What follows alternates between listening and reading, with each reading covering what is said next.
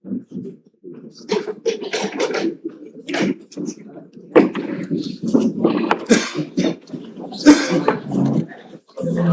Lordships. I beg to mention item number 2 and 3, my lord. Since the item number 1 is for delivery of judgment, my lord, item 1, item 2 এটা আজকে সাক্ষ্য গ্রহণের জন্য আছে, prosecution একটা application দিয়েছে my lord for adjournment. Next date maybe 25th of this month. And item 3, my lord, pursuant of your lordship's order, accused R.A.M. Ubaidul Muqtadi Rashid Chowdhury has been produced before this tribunal today. তাকে আজকে CW মূলে কাস্টডিতে প্রেরণের committed to the custody. Much obliged. Next date হচ্ছে 14th December, এটা fix আছে আগে থেকে। Item 3 next date আগে থেকেই ফিক্সড আছে, আর আইটেম 2 এর নেক্সট ডেট আমরা 25 তারিখে চাচ্ছি। 25 তারিখ। Much obliged.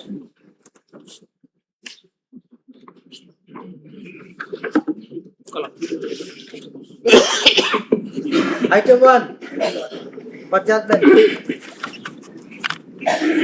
May it please your lordships. My lord, in this item we are, on behalf of the prosecution, we are here for receiving the judgment, and I beg your lordships very kind permission as per section 9A2 for broadcast of the session, my lord. Including that? No, excluding the dais. Much obliged, your lordships.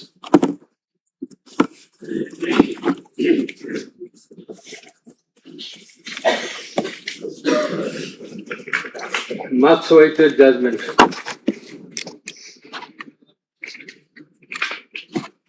Before accepting reading out the judgment,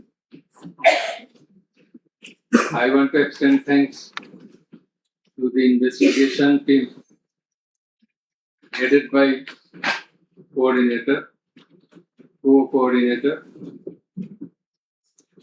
for the conducting of the strenuous job. They have done a very tough job, I would say, the investigation team. And I like to mention of Mr. Alongir, investigating officer, and Mr. Johar, and other members of the investigation team. Many thanks to them. Thanks to my bench officers,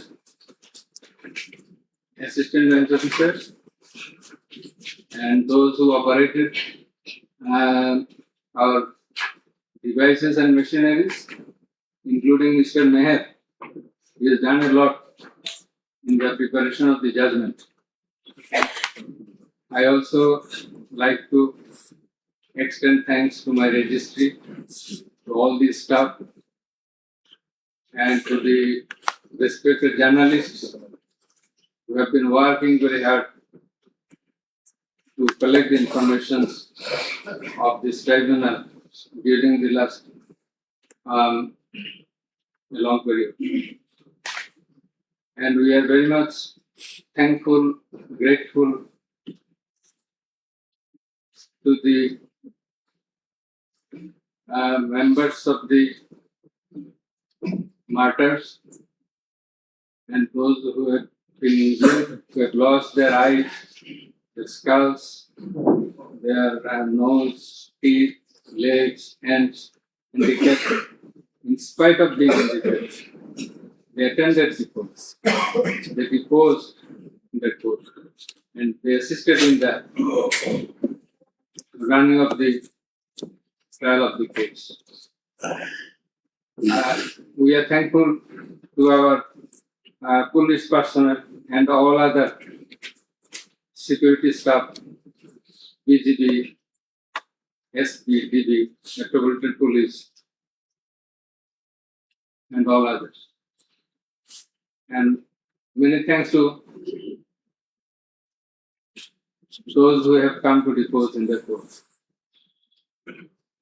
And very much thankful to the prosecution.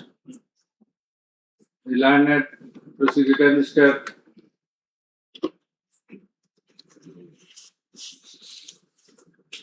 Mizanul Islam, Mr. Ghazi Manohar Hussain,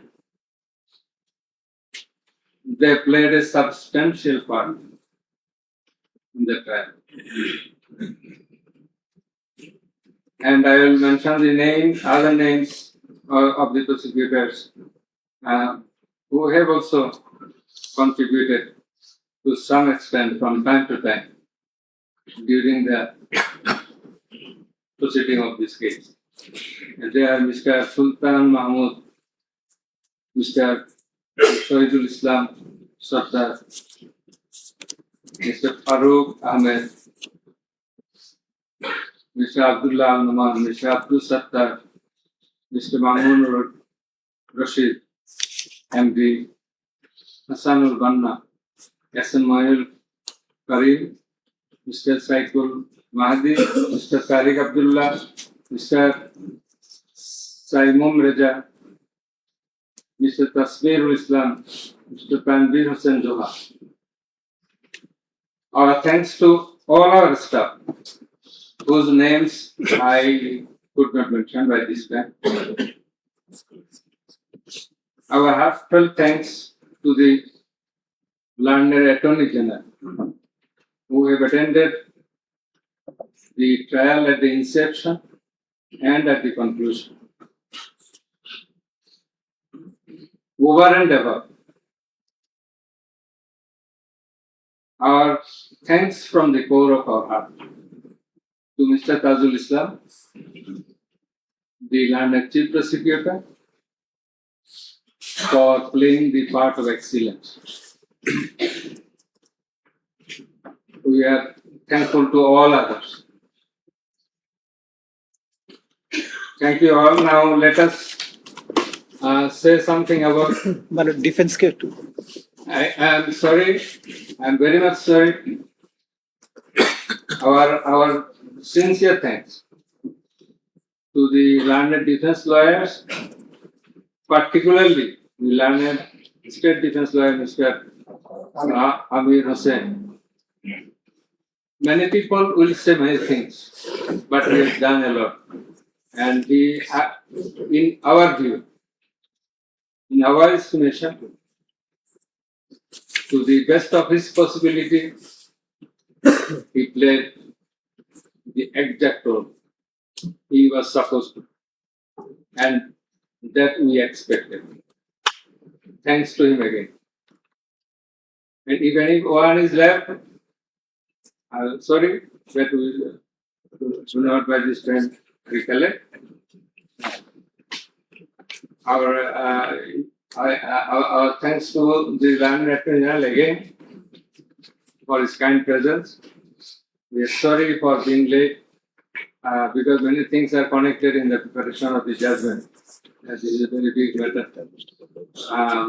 For the last couple of days, we could sleep very little, and we had to work continuously for 10 to 12 hours every day.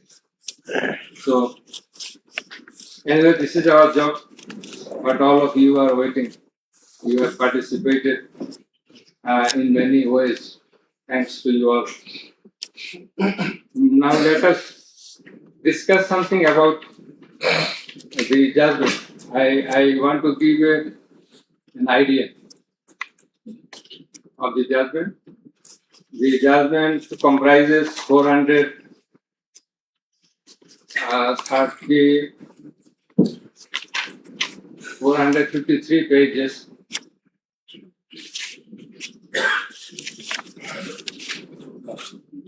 And it consists of 6 parts.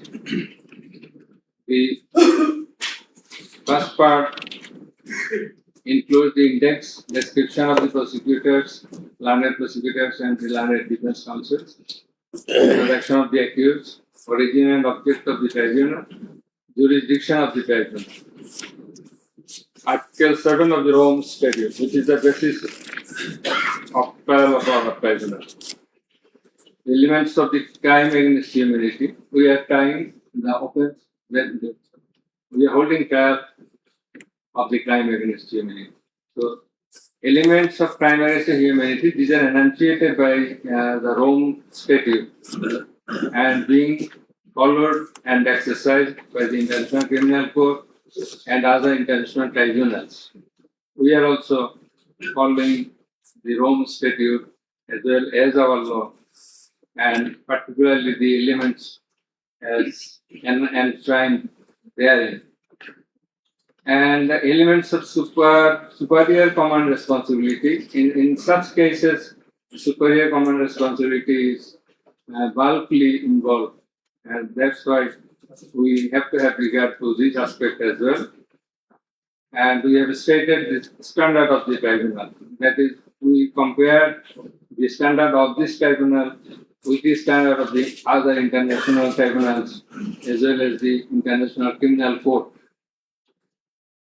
And we have said about the trial procedure, part 2, pre-trial proceedings, part 3, prosecution, story and defense case. We have stated about learned chief prosecutor submission on charge, learned state defense counsel's submission on charge, thereupon decision on charge, and then we have given the description of evidences in part 4. In part 4, we have also given an account of the testimonies of the prosecution witnesses. In part 5, we have given the illustration of the evidences, that is the description of the evidences. Used arms and ammunition. We have given an account of the used arms and ammunition. We have given a description. We have discussed about the telephonic conversations of accused Sheikh Hasina with a number of persons from time to time. We have discussed and extracted the reports of daily newspapers concerning the issues of this case, reports of United Nations Human Rights Commission, reports of Odhikar, another Human Rights Commission, reports of Human Rights Watch, and Globe Institute, and so on. We have discussed about the videos of the occurrences which have been displayed in the tribunal. And we have described the extent of cruelty administered upon the victims who have died and who have been seriously injured and lost their vital organs of the body. And we have talked about seized alamots. We have given account of the murders, number of murders, in accordance with the Gazette notifications published by our government and in accordance with the reports of United Nations Human Rights Commission and other organizations. In this context, I want to say that the exact report of murders or the victims or the sufferers or the injured person or those whose whereabouts could not be traced, this is quite natural. You will understand that since our liberation war in 1971, still we could not finalize the list of murderers, the list of freedom fighters, list of the war criminals, and others. So there are lists, but it varies. So you see time limit, it may vary. Somewhere you will find the figure 800, somewhere 1000, somewhere 1400. So substantial amount of the protesters have been killed. This is the fact. We have described the police messages and directions passed from the high-ups to the downwards for doing the needful to control the protesters, curfew orders. Then in part 6, we have described, we have given an account of the learned chief prosecutor's arguments, the points of argument pertinent points of arguments have been described. We have also described the pertinent points of argument raised by the learned State Defense Council. Thereafter, we have given an account of our observations and inference. And finally, we passed the order. So, this is all about the judgment. Now we will read out the very pertinent portions of the judgment, one by one. At first, our line member 2. He will read out a portion of the judgment, commencing from origin and object of the tribunal, jurisdiction of the tribunal, and he will read out Article 7 of Home Statute, elements of crime against humanity, elements of superior command status, responsibility, and then the charges. Thereafter, learned member 1, he will read out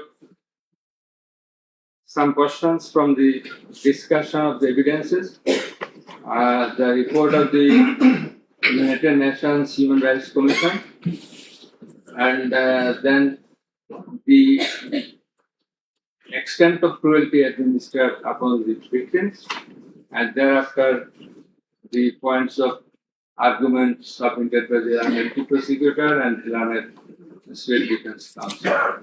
And finally, I will read out the conclusion and the order. So it will take about 40 minutes. We hope that you will be listening to the deliberations. Thank you very much. Now, the turn of our learned member 2 is reading out, as I have mentioned. Origin and object of the tribunal. The International Crimes Tribunal has been established under the International Crimes Tribunal Act 1973 to provide for the detention, prosecution, and punishment of the persons for genocide, crimes against humanity, war crimes, and other crimes under international law committed within or beyond the territory of Bangladesh, whether before or after commencement of the Act. Jurisdiction of the Tribunal. The Tribunal has got the jurisdiction to try the offences enshrined in Section 3 and 4 of the International Crimes Tribunal Act 1973.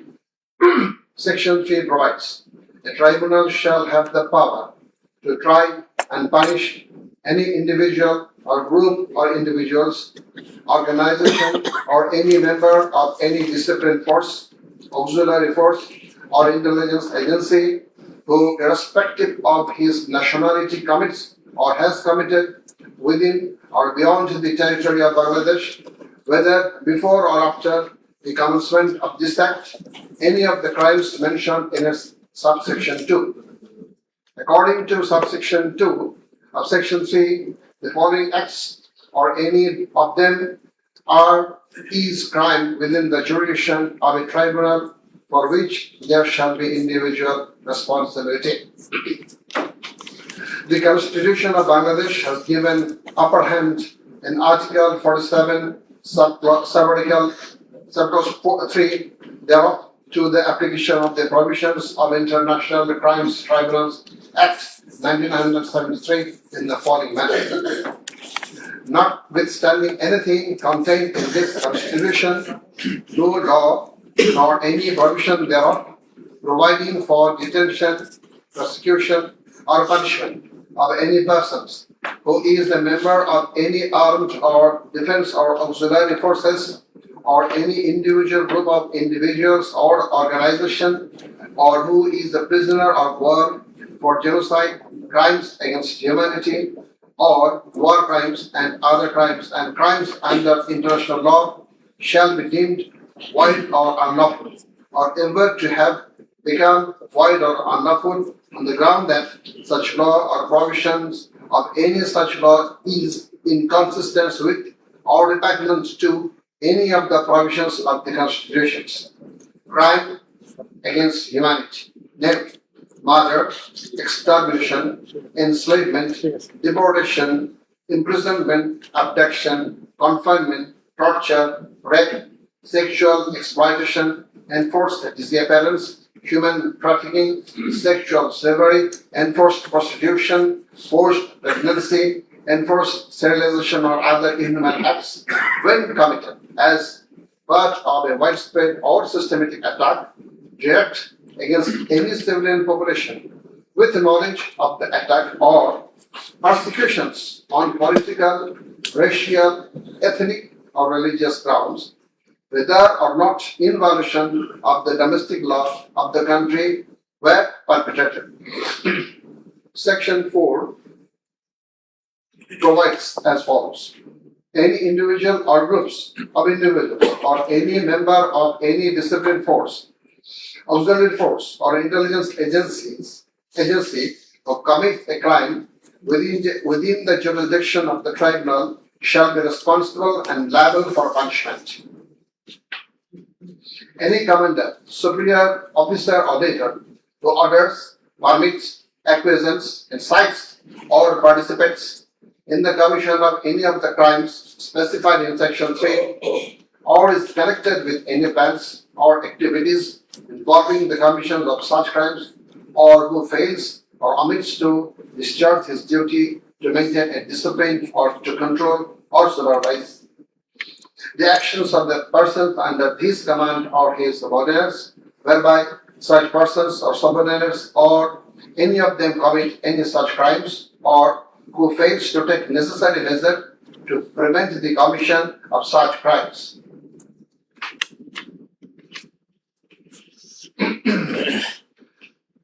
Now, crimes against humanity according to Rome Statute. For the purpose of this statute, crime against humanity means any of the following acts when committed as part of a widespread or systematic attack directed against any civilian population with the knowledge of the attack. A. Murder. I am reading the relevant ones. Murder, torture, other inhuman acts of a similar character intentionally causing great suffering or serious injury to body or to mental or physical health. The core offense in the instant case is the crime against humanity. Thus, we have to see what elements are required to constitute this crime. In view of Section 3 and 4 of the Act, there must be an attack. B. The attack must be widespread or systematic. C. The attack must be targeted a civilian population. D. The attack must be within the knowledge of the superior, or the superior should have known of the attack in order to hold him or her liable for the crime. The superior must have been in the control over the concerned subordinates. Elements of superior command responsibility. From the jurisprudence and eminent from the international crimes tribunals, it is generally agreed that 4 elements must be proven for a person to be held responsible as superior. The elements are: 1. An international crimes must have been perpetrated by someone other than the accused. 2. There existed a superior-subordinate relationship between the accused and the perpetrator. 3. The accused as a superior knew or had reason to know that the subordinate was about to commit such crimes or had done so. 4. The accused as a superior failed to take the necessary and reasonable measure to prevent such crimes or punish the perpetrator. Section 4, Subsection 2 of the International Crimes Tribunal Act provides that any commander or superior officer who orders, permits, acquiesces, or participates in the commission of any of the crimes specified in section 3 or is connected with any plans and activities involving the commission of such crimes, or who fails or omits to discharge his duty to maintain discipline or to control or supervise the actions of the persons under his command or his subordinates, whereby such persons or subordinates or any of them commit any such crime, who fails to take necessary measures to prevent the commission of such crime is guilty of such crimes. Now, I'm going to read the charges. On the point of the jurisdiction of this tribunal raised by the learned State Defence Council, it may be noted that there is no scope in law to raise such question, since question of jurisdiction of the tribunal is barred by Section 24 of the International Crimes Tribunal Act. Regarding the allegations against the accused, he merely made flat denials thereto, without showing anything subsistence contrary to the acts complained of. On the other hand, on perusal of the formal charges and the documents submitted therewith, and also in consideration of submission of the learned Chief Prosecutor and the learned State Defence Council, it has been made to appear to us that there are sufficient grounds for framing charges against the accused under Section 3, subsection 2, read with Section 4 of the Act. On hearing both sides, 5 charges were framed against accused Sheikh Hasina individually, and several 5 charges were framed against accused Asadul Khan Kamal and Chaudhry Abdullah Al Mamun Chand. But on scrutiny of the documents and examination of the witnesses of the tribunal, deems to condign to reshape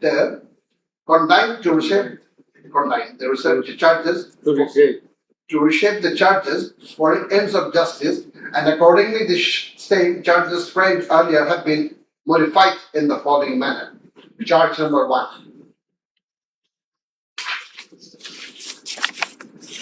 Incitement in order to attack and kill protesting students of Dhaka University and other academic institutions of the country, and also failure to take preventive and punitive measures, and thus killing hundreds and severely injuring thousands of protesters during July uprising 2024, commencing on 1st July 2024 and ending on 5th August 2024, accused Sheikh Hasina as the Prime Minister of Bangladesh and the President of the ruling party of Bangladesh, Awami League, as well as 14th Party Alliance, in a press conference on 14/7/24 at Gaur Bhavan, made the following derogatory remark. মুক্তিযোদ্ধার নাতিপুতিরা চাকরি পাবে না তো কি রাজাকারের নাতিপুতিরা চাকরি পাবে? If the grandchildren of freedom fighters should not get jobs, should the grandchildren of rajakars get it? Pointing towards the protesters of anti-discrimination student movement while demanding a rational reform of quota system in government job, whereby the left defamed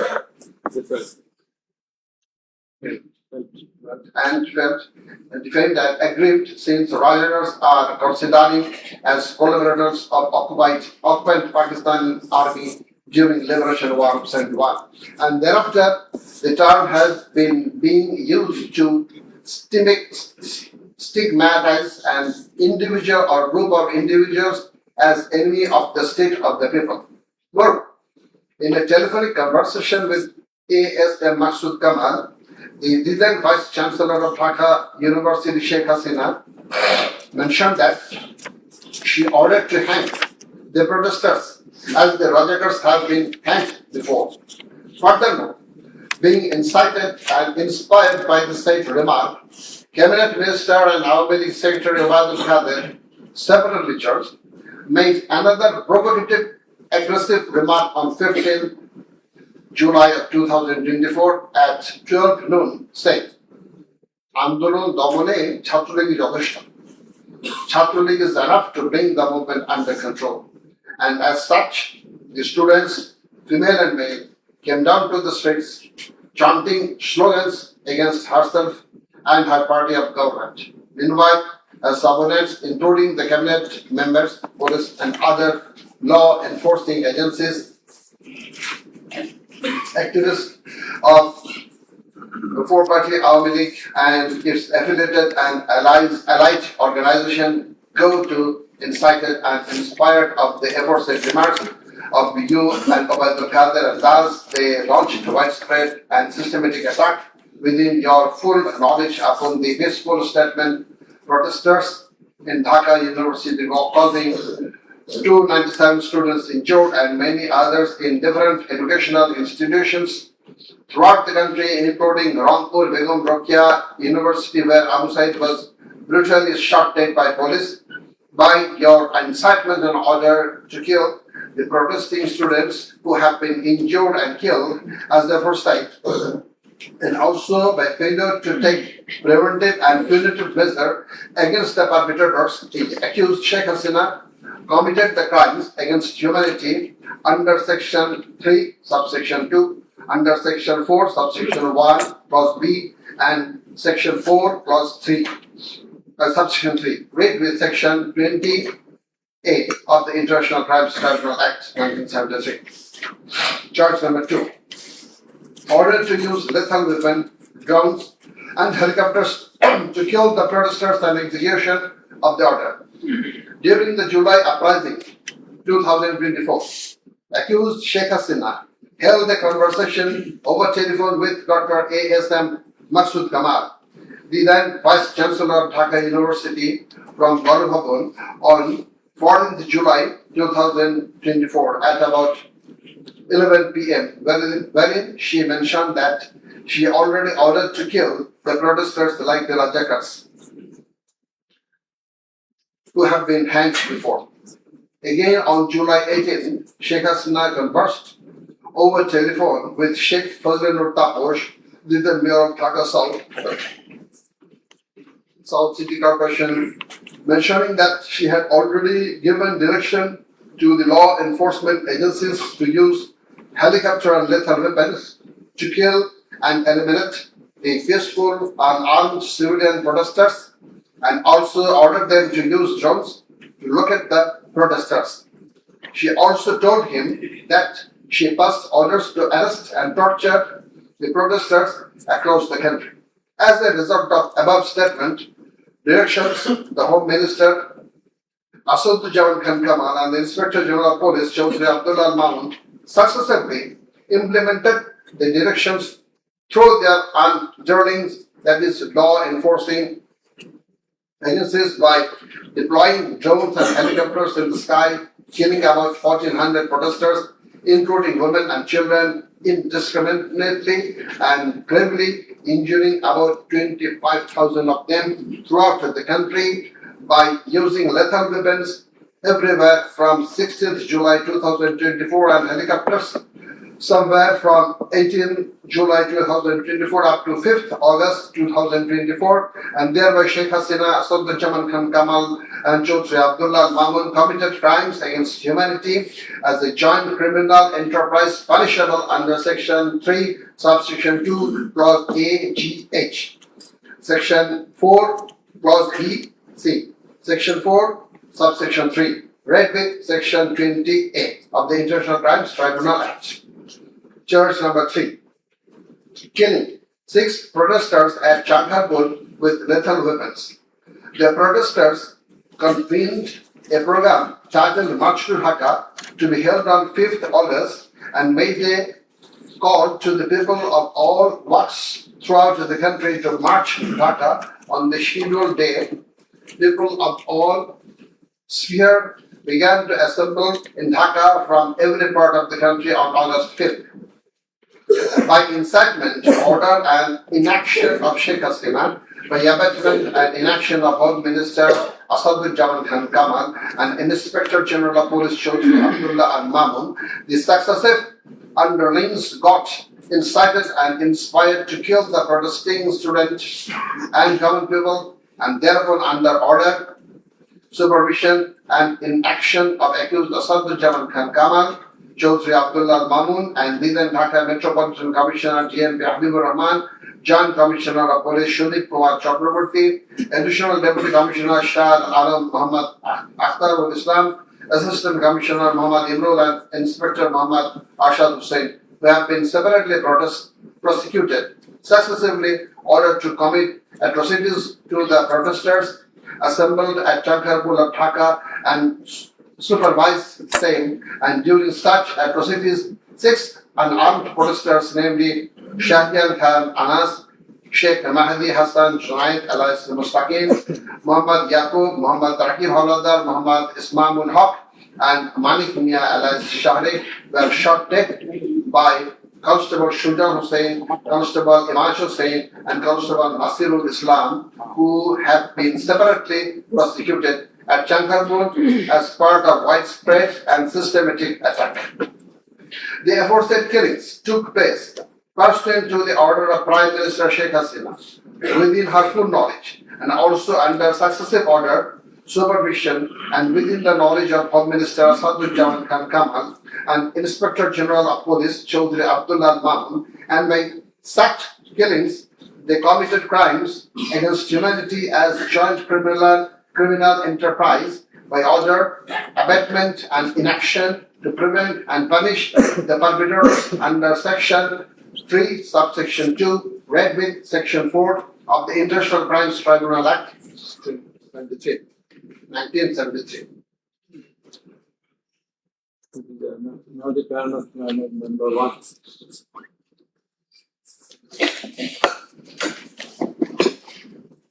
It transpires from the prosecution witnesses deposed in corroboration of the facts of incitement and order of accused Sheikh Hasina to deploy drones and helicopters and also to use lethal weapons to kill the protesters.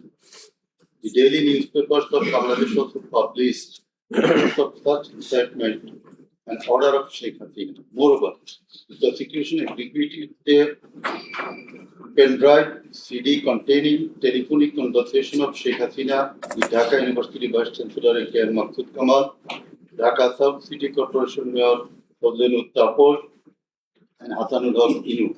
The concerned device containing the said conversations have been played in the tribunal, and thereupon we find that in the conversation with the Dhaka University Vice Chancellor ASM Maksud Kamal, accused Sheikh Hasina mentioned that she already ordered to hang the students as Razakars have been hanged. Now I am mentioning the substantial portion from this conversation from her conversation with ASM Maksud Kamal, the accused Vice Chancellor of Dhaka University. Sheikh Hasina, তো রাজাকারের তো ফাঁসি দিছি, এবার তাদেরও তাই করবো, একটাও ছাড়বো না, আমি বলে দিচ্ছি। শেখ হাসিনা, কোন দেশে বাস করি আমরা? এদেরকে বাড়তে বাড়তে তো রাজাকারদের কি অবস্থা হয়েছে দেখিস নাই, সবগুলোকে ফাঁসি দিছি, এবার তোদেরও ছাড়বো না। শেখ হাসিনা, সব এইগুলাকে বাইর করে দিতে হবে, আমি বলে দিছি, আজকে সহ্য করার পরে অ্যারেস্ট করবে, ধরে নেবে এবং যা অ্যাকশন নেওয়ার নেবে।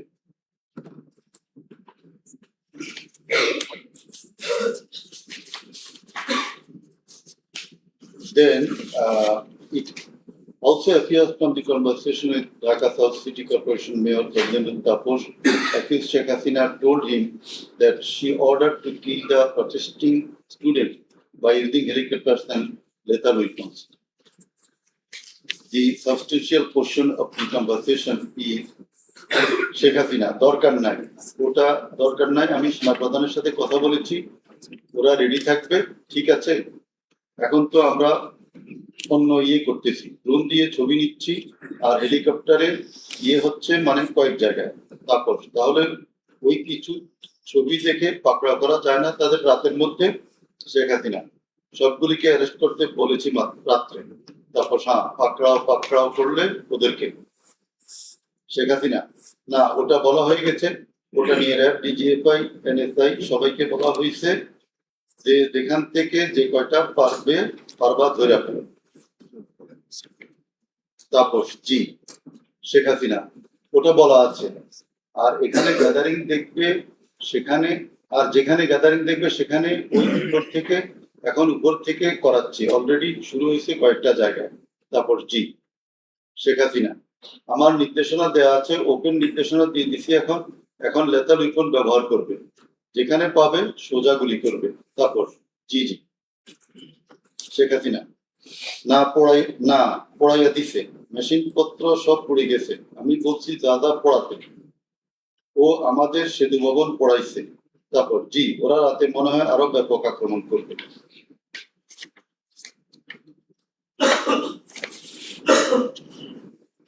In the conversation with the Hassanullah Inu, accused Sheikh Hasina mentioned of bombing upon the protesters from the helicopter. The substantial portion, relevant portion from the conversation. Sheikh Hasina, না আমি বলছি ক্যাজুয়ালিটির দরকার নাই, ওরা ব্যারিকেড নিয়ে আছে তো ঠিক আছে, আকাশ থেকে নামবে, তখন দুই পাশ দিয়ে ধরবে, মেসেজটা দিয়ে দিতে পারেন যে সেনা পাঠানো হচ্ছে আর হেলিকপ্টার দিয়ে সোজা বম্বিং করা হবে, র্যাবের হেলিকপ্টার দিয়ে উপর দিয়ে মারবে।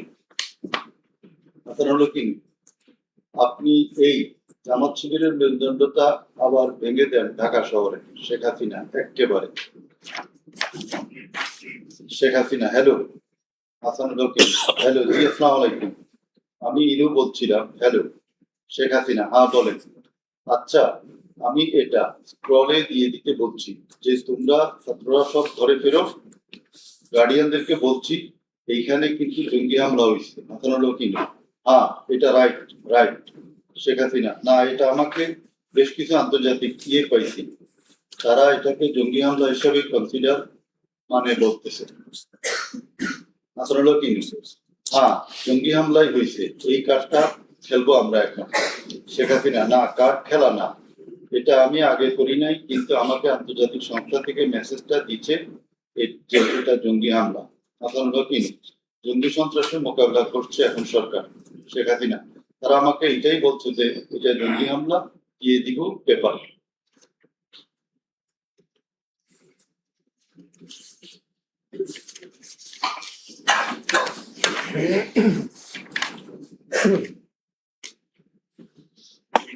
Reports of international and national organizations. United Nations Human Rights Office held an investigation into July-August 2024 atrocities in Bangladesh and mentioned in its report that the following inhuman and unlawful acts were committed upon the protesters during the movement, and reported as follows. Based on direct testimony from senior officials involved and other inside sources, OHCHR was able to establish that the integrated and systematic effort using the entire range of police, paramilitary, military and intelligence actors, as well as violent elements linked to the Awami League to commit serious violations and abuses occurred with the full knowledge, coordination and direction of the political leadership. The then Prime Minister and Home Affairs Minister led parallel efforts to coordinate the security and intelligence apparatus. Both received regular reports on the situation on the ground from multiple sources. According to senior official testimony, reports provided to the Prime Minister by senior officers on 21 July and in early August specifically conveyed concern about excessive use of force. Both political leaders and the leadership of Bangladesh Police and the Army also carried out site visits that would have provided them direct personal knowledge of violations that had taken place or were ongoing. Furthermore, the political leadership issued direct orders and other directives authorizing and guiding operations by BGP, PGRI, the Bangladesh Police and its detective branch that involved serious violations of human rights against protesters and other civilians, including extrajudicial killing and arbitrary detention. based on reported deaths complied by governmental and non-governmental sources in combination with other available evidence. OHCHR assesses that as many as 1,400 people have been killed during the protest. The vast majority of them were killed by military rifles and shotguns loaded with lethal metal pellets commonly used by Bangladesh's security forces. Thousands more suffered severe, often life-altering injuries. More than 11,700 people were arrested and detained, according to the information from the police and RAB provided to OHCHR. Government attempted to intimidate and delegitimate the student protest movement, mobilized of statutory police and paramilitary forces, militarized materialized of policing in Bangladesh, incited violence by armed Awami League and activists on and around university premises, conducted coordinated attacks by armed Awami League supporters and the police, use of force violations by police, RAB and BGP, including extrajudicial killing, like killing Abu Said of Begum Rukia University, Rangpur, 16 July, made systematic, indiscriminate use of shotgun loaded with lethal ammunition, suppressed peaceful assembly at Dhaka University on 17 July. Police, RAB and BGP extrajudicially killed protesters in Uttara on 18 July. Disproportionate and indiscriminate use of firearms in response to violent unrest, indiscriminately shooting in Rampura and Badda by BGP and police on July 19. Violently cleared the Dhaka Chattogram highway in Jatrabari on between 16 to 21 July. Extrajudicial killings to suppress the march to Dhaka on August 5 involved the army who shot at protesters at Jamuna Future Park on 5th August 2024, used helicopter to intimidate and deployed possibly unlawful force, obstructed of medical care and denied necessary medical documentation, obstructed medical treatment of victim Sheikh Asabul Yamin, shot by police, caused mass arbitrary arrest, detention without due process, and torture and ill treatment, caused block raids and mass arrests, including injured persons. Students and opposition leaders attacked journalists, children, and women, and caused unjustified shutdown of internet. In the said report, Mr. Volker Singh, the High Commissioner of Human Rights Office of the United Nations, observed that the atrocities committed in July Resolution 2024 in Bangladesh was preconcerted and systematic in order to remaining in power.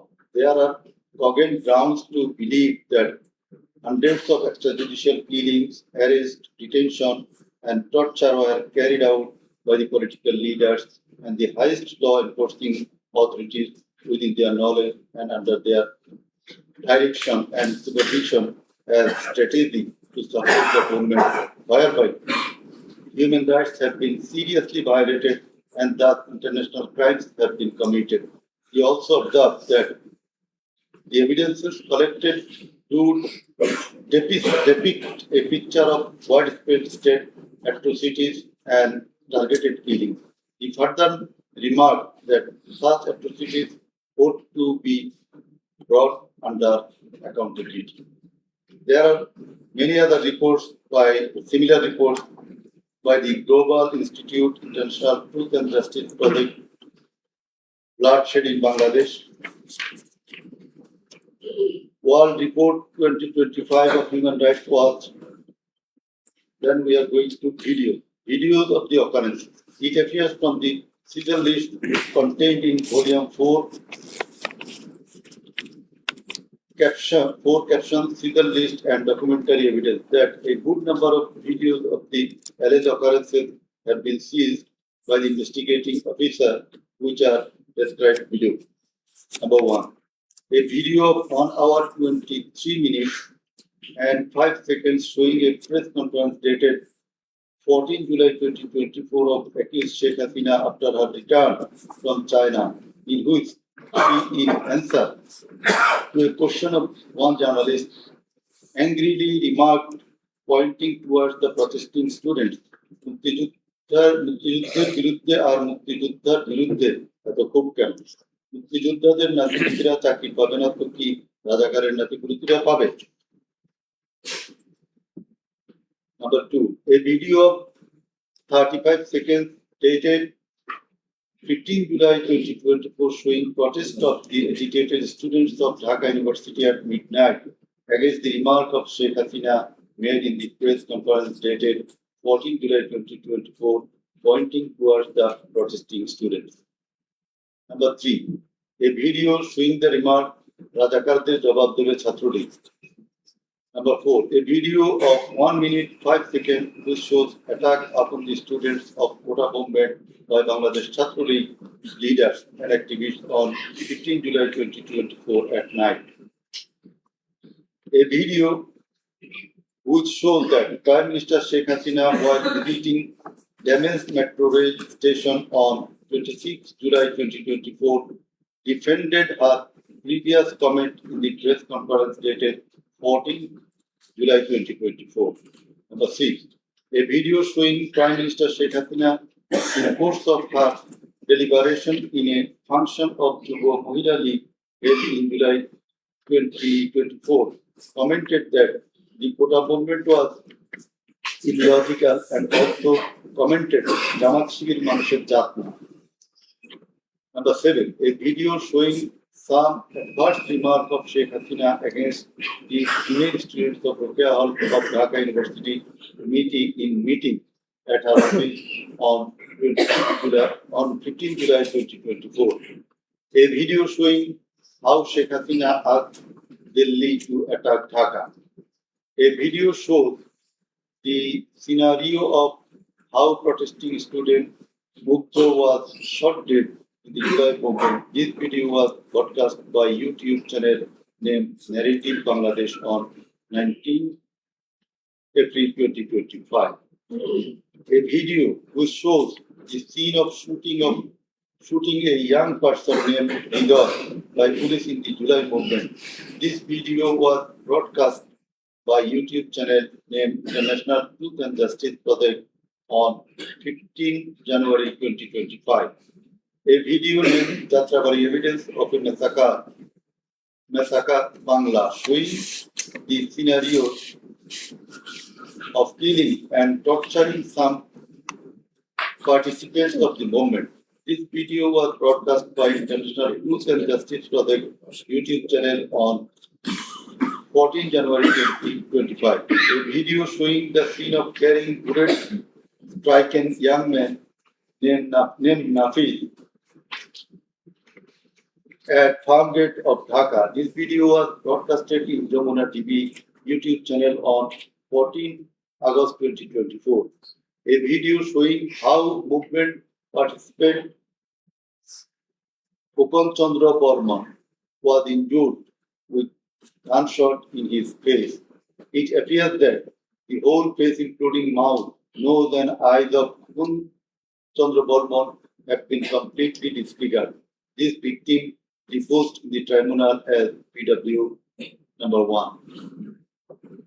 A video titled Nirmam 19 July, শতাধিক লাশ হাজারো গুলিবিদ্ধ রক্তের জন্য হাহাকার, DMC 19.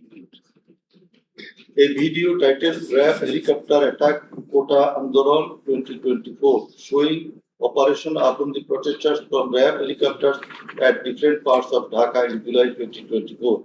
A video showing how protester Imam Hassan Taim Bhuiya was shot dead at Jatrabari, Dhaka.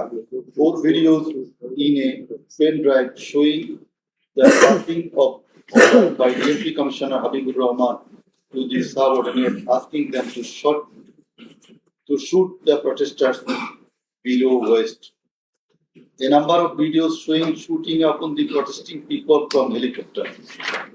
A video showing the scene of burning the dead bodies of protesting students and common people by police at Ashulia, Dhaka on 4th August 2025 during the July movement. A video showing the scene of Abu Said, a coordinator of July movement 2024, being shot multiple times by police at a close range with lethal weapon. A video showing the scene of a dead body of protester Asabul Yamin being thrown from APC armed personnel carrier by police. A video which showing the accused Home Minister Hasina Khan Kamal defending the use of lethal weapon by police. Extent of cruelty. It transpires from the evidences that cruelty of the extreme level was administered upon the dead and injured protesters. Police and activists of Awami League, Chhatra League and Jubo League blocked the entrance and exit of ambulances carrying the enduring protesters. Hospitals were asked not to give admission to the injured protesters. It appears from the testimony of PW2 that in some cases, patients were searched by police and ruling party activists. Doctors were intimidated and some of the doctors were transferred due to giving treatment to the protesting injured person. PW3 Parveen deposed that she found an injured young man shouting, "Save me, save me," under Chhatrapati flyover. Blood was coming out from both of his eyes. Parveen pulled him up and put him on her shoulder and looking for a rickshaw. And then 14 to 15 armed police shot them. The injured man, being hit by bullets, fell down from her shoulder. They also shot PW Parveen at her left eye, lower abdomen, and other parts of the body. Blood was coming out of her body, and thus she fell down. Coordinator of the movement, Abu Said of Begumruka University, Rampur, was shot at a program. Doctors were forced to change his blood post-mortem report 5 times. PW8 9 Chikdar was shot at a close distance of 5 meters. He was hit by 500 bullets and 3 hospitals refused to admit him, apprising that Prime Minister Sheikh Hasina instructed to refuse admission to the protesting patients. PW8 also said that Chhatra League activists were searching him and as such, he was hidden in separate rooms by the doctors. It is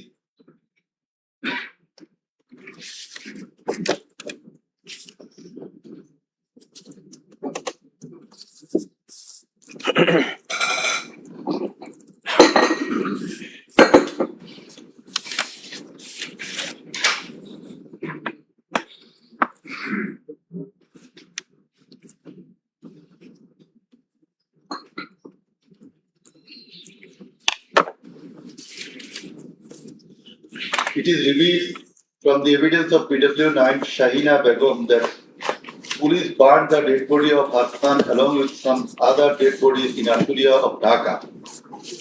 PW10 MD Enab Nazir Zaki also stated that his son was killed and then the dead body was burned by police in Ashulia.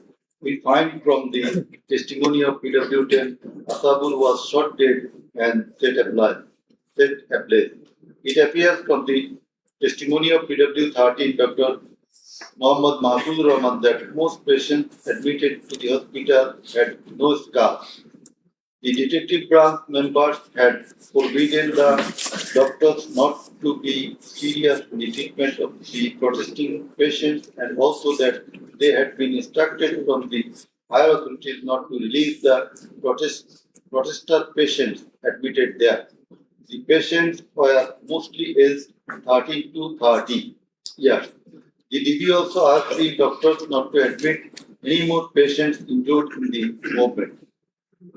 This witness also said that in order to hide the injured patients from the sight of DB, personnel, the doctors adopted some tactics like changing the names of the patient and the type of injury in the admission register and recording road accident or other reasons instead of bullet wounds. It appears from the evidence of PW15 Dr. Hassanul Manna that police and our League activists prevented treatment of the protester patients, prohibited new admission of such patients, checked admission register, took away a list of patients, sat down at the entrance of the hospital and prevented entrance and exit of the ambulances and patients. This witness also said that one patient named Mustaqim Billah was admitted through an alternative entrance. To save the protester patient, the doctors had to change the name of the patient and particular of their problems. Remove them from the general ward to the post-operative ward, ICU special cabin. He added that treatment was given to such patients at risk of life of the doctors. We find from the deposition of PW18, Dr. Razibul Islam, that he was forced to change the post-mortem report of Abu Said 4 to 5 times. He was threatened with the saying that if he does not change the cause of death of Abu Said, he would be prosecuted. He was further told that there was an intelligence report against him. PW19 Shariful Islam was injured in the combat in Kustia. 62 pellets were removed from his body and 500 more pellets are still remaining in his body. It is revealed from the evidence of PW21 Dr. Zakia Sultana that on 18 July 2024 they received 200 patients aged about 14 to 25 years with bullet injuries. On 19 July 2024, also similar number of patients with bullet injuries were admitted in the hospital. Numerous patients with bullet injuries were admitted on 4th, 5th, 6th August 2024. It further appears from the evidence of this witness that out of episodic patient, 493 lost one eye forever, 11 lost both eyes forever, 28 lost vision of both eyes, and 47 lost vision of one eye.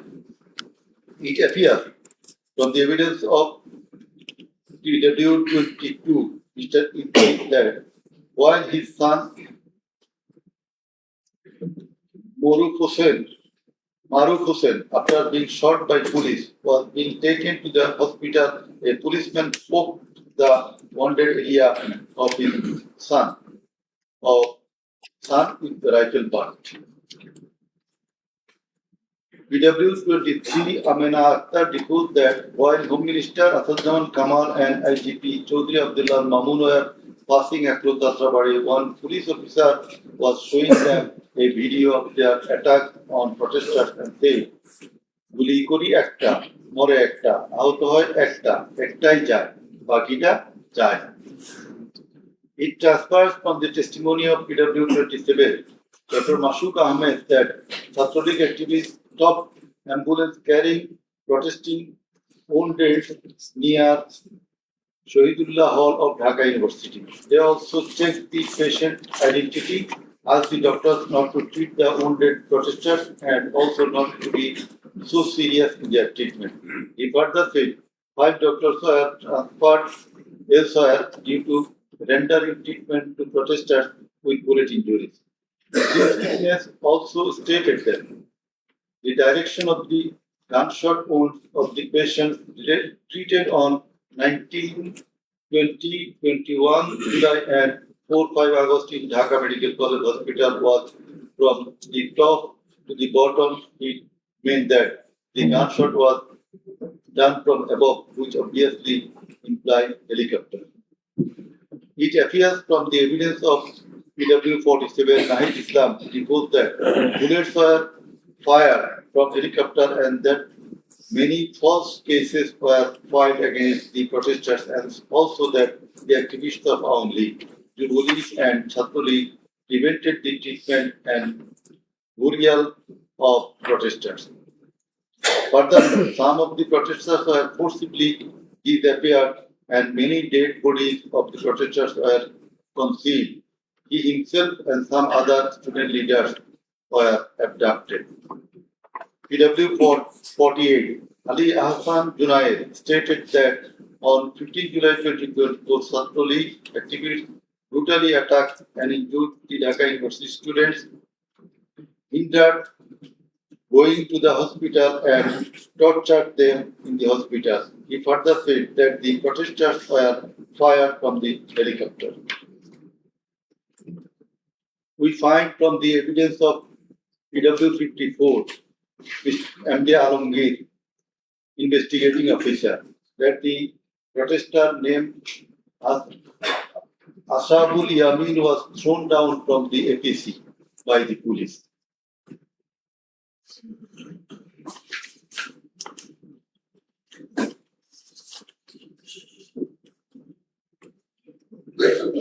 Summing up by the learned Chief Prosecutor. The learned Chief Prosecutor advanced argument on conclusion of the testimonies of the prosecution witnesses. He submitted that the instant case is an unprecedented and unexceptional one in the history of this subcontinent. After achieving independence in 1971, the people of the country had a great expectation and belief that all sorts of suffering, poverty, tyranny, and high-handedness of the government and the mighty quarters would come to an end, and people would enjoy liberty, happiness, and all fundamental rights. But all these have been doomed to ashes. The learned prosecutor dubbed the ruling party Awami League as fascist from the very inception of independent Bangladesh. The Awami League government concentrated to perpetuate its power by way of exploitation, torture, killing, abduction, denial of democracy and fundamental rights of the people, freedom of press and speech, as well as social justice, and thereupon established dictatorship by forming Baksha. The then Awami League government, led by Sheikh Mujibur Rahman, planned in connivance with a neighboring country to weaken and abolish our glorious army and thus form Rakhi Bahini, an armed organized parallel to the army.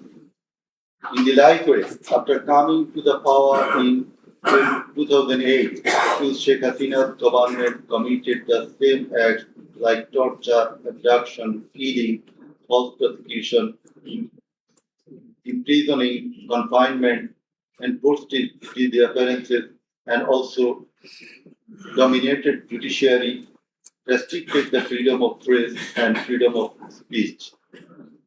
Sheikh Hasina oppressed the critics, writers, journalists, members of civil societies, lawyers, and judges, and ousted many of them from the country.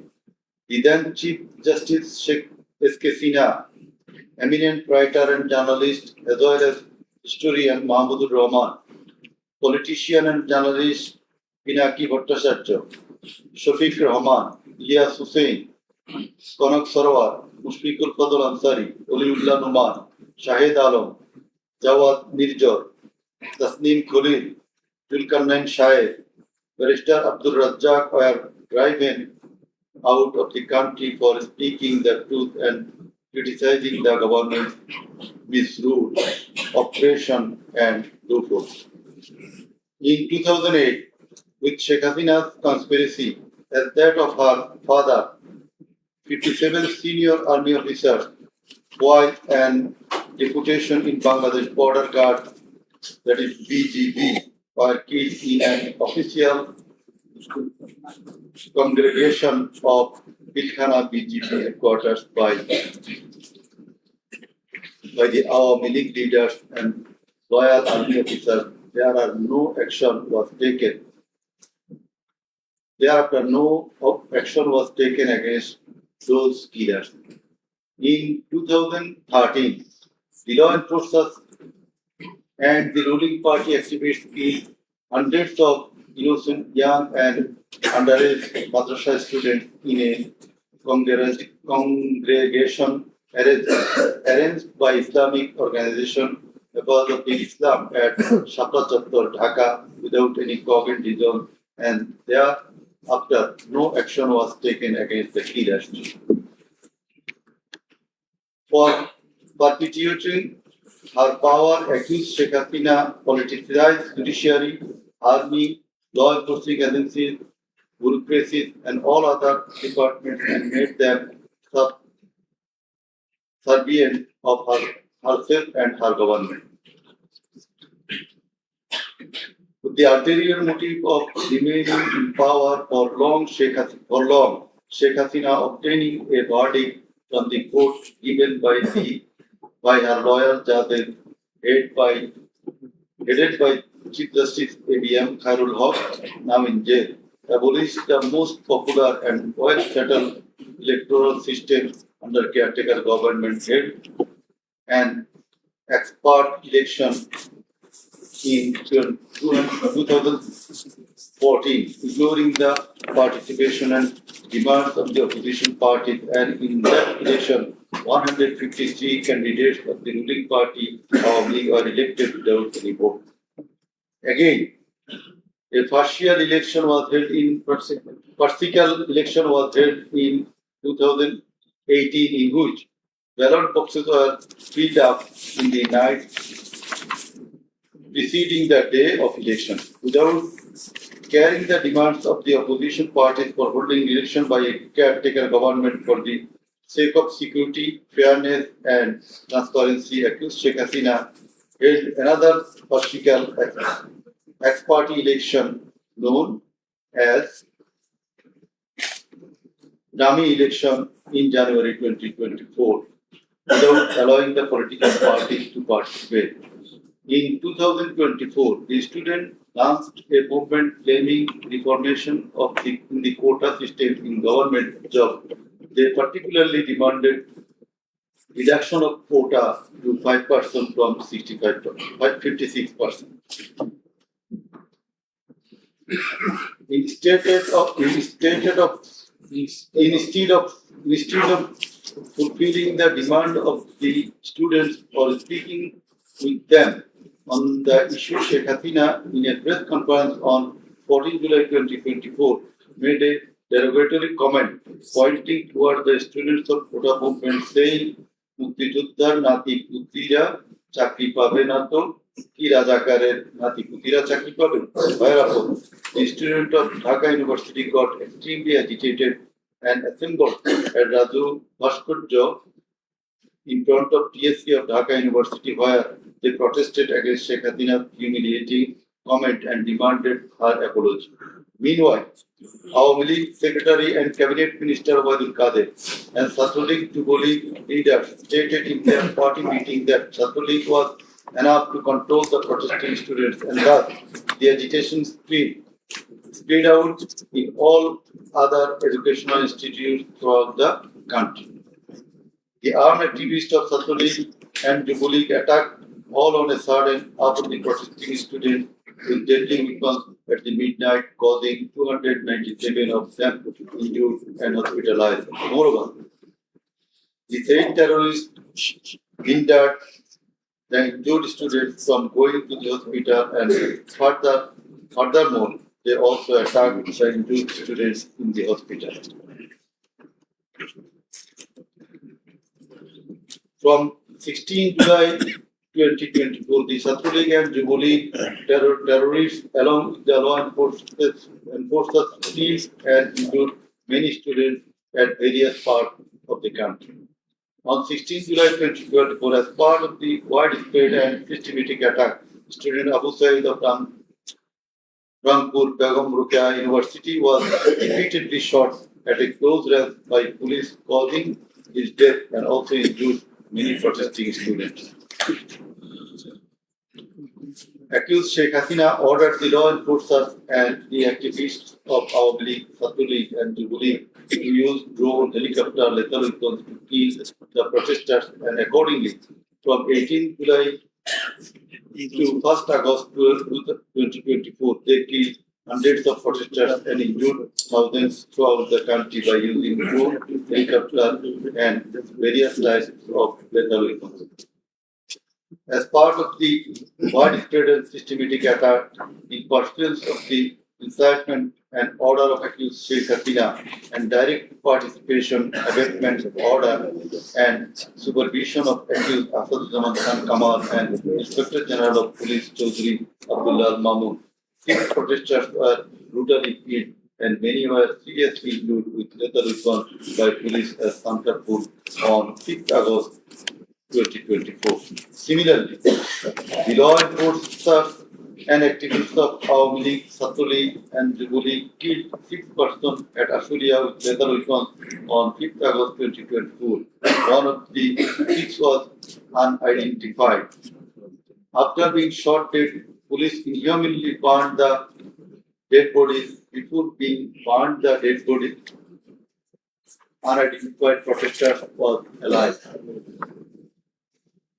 The learned chief prosecutor submitted that the family members of the martyrs, the injured victims, and other witnesses proved the aforesaid occurrences. The said occurrences are also recorded in videos and audios which have been played in the tribunal. The conversations recorded in DVD, CD, and the video of the occurrences have been examined by the CID experts who found that the said conversations and videos are real and not generated by artificial intelligence. In addition to the incitement, order participation of the accused in the alleged atrocities, the accused are liable for their abstention from taking measures for the prevention of the same or taking any punitive measures against the doers thereof.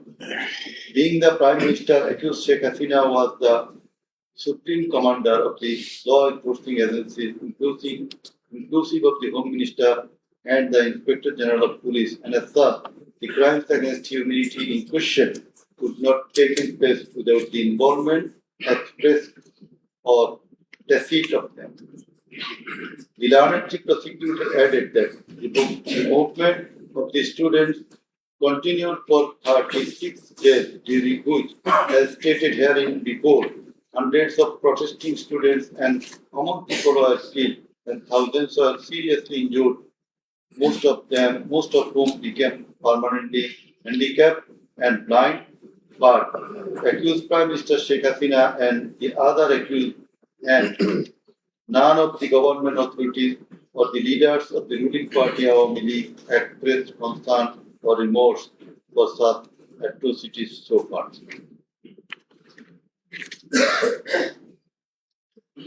Accused Sheikh Hasina, instead of expressing remorse or seeking apology for the said crime, continues to commit further crimes by threatening the present government, the International Crimes Tribunal personnel, and the prosecutors, and also the political party leaders in her hate speeches in audio conversations from time to time.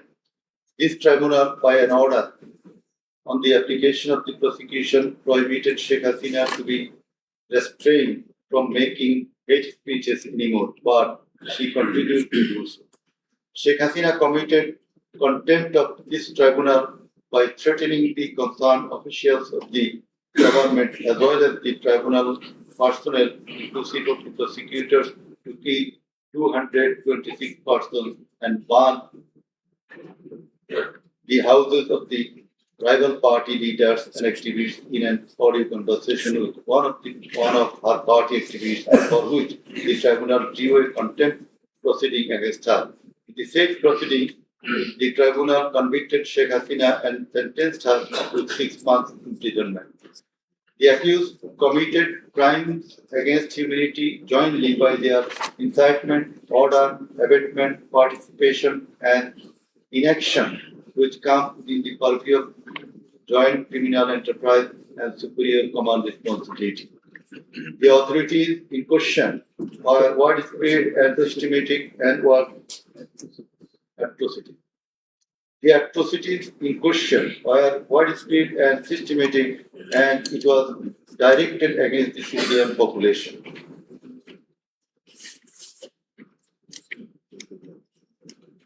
The Learned Chief Prosecutor concluded his submission with the saying that in the circumstances it has been proved and established beyond reasonable doubt that the accused committed the crimes against humanity by their incitement, order, participation, abatement, and also inaction whereupon they deserve the maximum punishment as prescribed by Section 3, subsection 2, A, G, H, and Section 4, subsection 1, subsection 2A, 4.2B, 4.2C, and 4.3 of the International Crimes Tribunal Act 1973. He added that the evidences against the accused are so strong and adequate that if they are tried in any other court or tribunal in the world, they would be awarded the maximum punishment. It may be noted here that the learned prosecutor, Mr.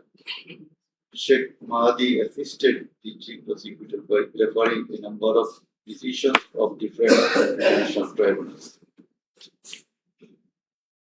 In the summing up session, the Learned Attorney General of Bangladesh appeared and shared the concluding submission. In his submission, the Learned Attorney General referred to the conviction and sentence of many of the heads of government and states in the world for their commission of crimes against humanity, and thereupon he asked for awarding maximum punishment to the accused of the instant case so that no other prime minister or the head of state recurs such atrocities in the days to come. Summing up by the Learned State Defense, Mr. Amin Hussain, the Learned State Defense Council argued that accused Sheikh Hasina and Assaduzzahman Kamal are quite innocent.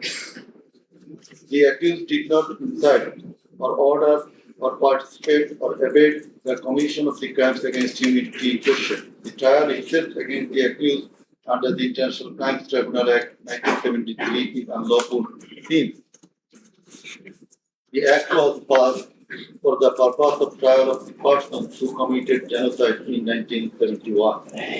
Allegedly, the atrocities spread throughout the country, but the prosecution failed to examine witnesses of all the districts where atrocities took place. The Learned Defense Council submitted that no helicopter was used to kill the protesting students and public in the July-August movement 2024. The audio conversations in question have not been duly examined by the experts. Although the audios have been examined by CID, the same should have been examined by some more experts. He questioned the prosecution's claim as to the number of the deaths and injured. He stated that although the prosecution claimed that 1,500 protesters died and 25,000 injured, but the gazetted notifications of the government shows that the number of dead protesters as about 800. He emphatically asserted that accused Sheikh Hasina did neither incite nor order nor take part in the alleged atrocities or crimes against humanity. Mr. Amin Hussain vehemently opposed the words of the Learned Chief Prosecutor terming Sheikh Hasina and Assaduzzahman Kamal as fascist. He also opposed the assertion of the Learned Chief Prosecutor that Sheikh Hasina fled to Delhi due to the commission of the crimes against humanity by the way of the mass movement.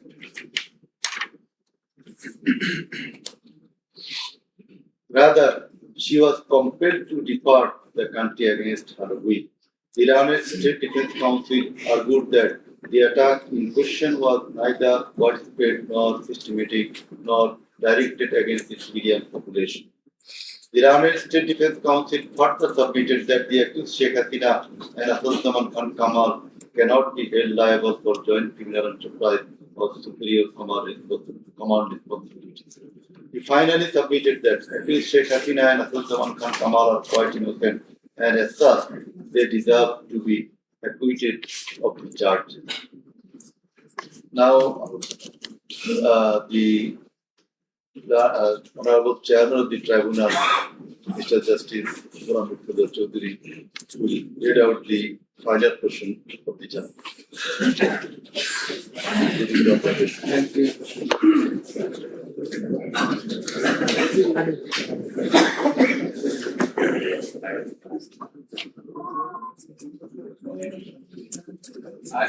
I will start with some matters of judicial notice. And before that, I am sorry that I did not mention the name of learned prosecutor Abdus Subhan, Mr. Abdus Subhan Tarokkar. Sometimes he was found here. I think he remains busy in the tribunal court. For his illness. Right? For his sudden And you are seen sometimes here to assist us. So, our thanks to him as well. We have taken judicial notice of some incidents. Number 1, accused Sheikh Hasina started making contemptuous and hate speeches in the social media subsequent to the July movement 2024, whereupon she was ordered by this tribunal to be restrained from such speeches of contempt and hatred. Secondly, in a telephonic conversation with a party activist named Mr. Sheikh, accused Sheikh Hasina, infringing tribunal's order, made some hateful and contemptuous remarks, asking said activist Sheikh to kill 226 persons, as 226 cases have been filed against her, and to burn the houses of the rival people, whereupon this tribunal convicted her for contempt of the tribunal and sentenced her to 6 months imprisonment. Another one, the tribunal has further noticed one of her interviews published in a Daily Star a few days ago.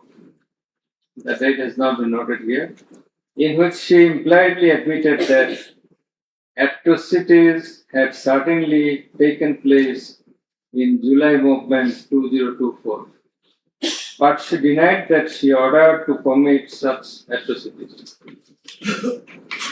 It has further been noticed by the tribunal that in another interview with a YouTube channel named Desh Sama of India, accused Prime Minister Sheikh Hasina admitted her responsibility for the July 24 atrocities in the words within quotation, as the leader of the country, I assume ultimate leadership responsibility.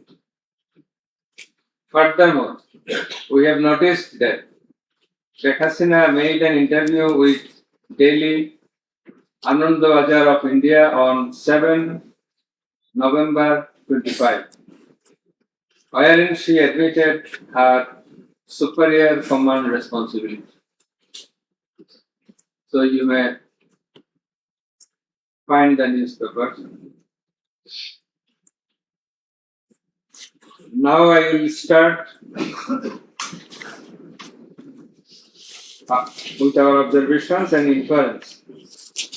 From the foregoing findings, facts and circumstances, it transpires that the students of Dhaka University and other academic institutions had launched a movement on 1 July 2024, demanding reformation in the quota system in the government jobs and continued the same till 5 August 2024.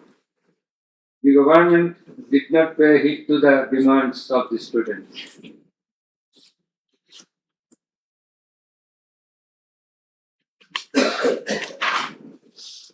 Instead of listening to the students and fulfilling their demands, the then Prime Minister, accused Sheikh Hasina, undermined the movement and made a derogatory remark pointing towards the students, terming them Rajakars.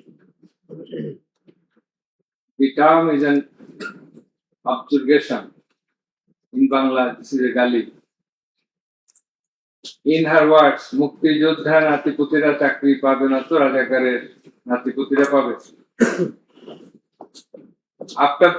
As the aftermath of aforesaid observation and the derogatory remark of accused Sheikh Hasina, the students, including female students who were at the forefront of Dhaka University, burst into a rage and assembled at the Raju Bhaskarya.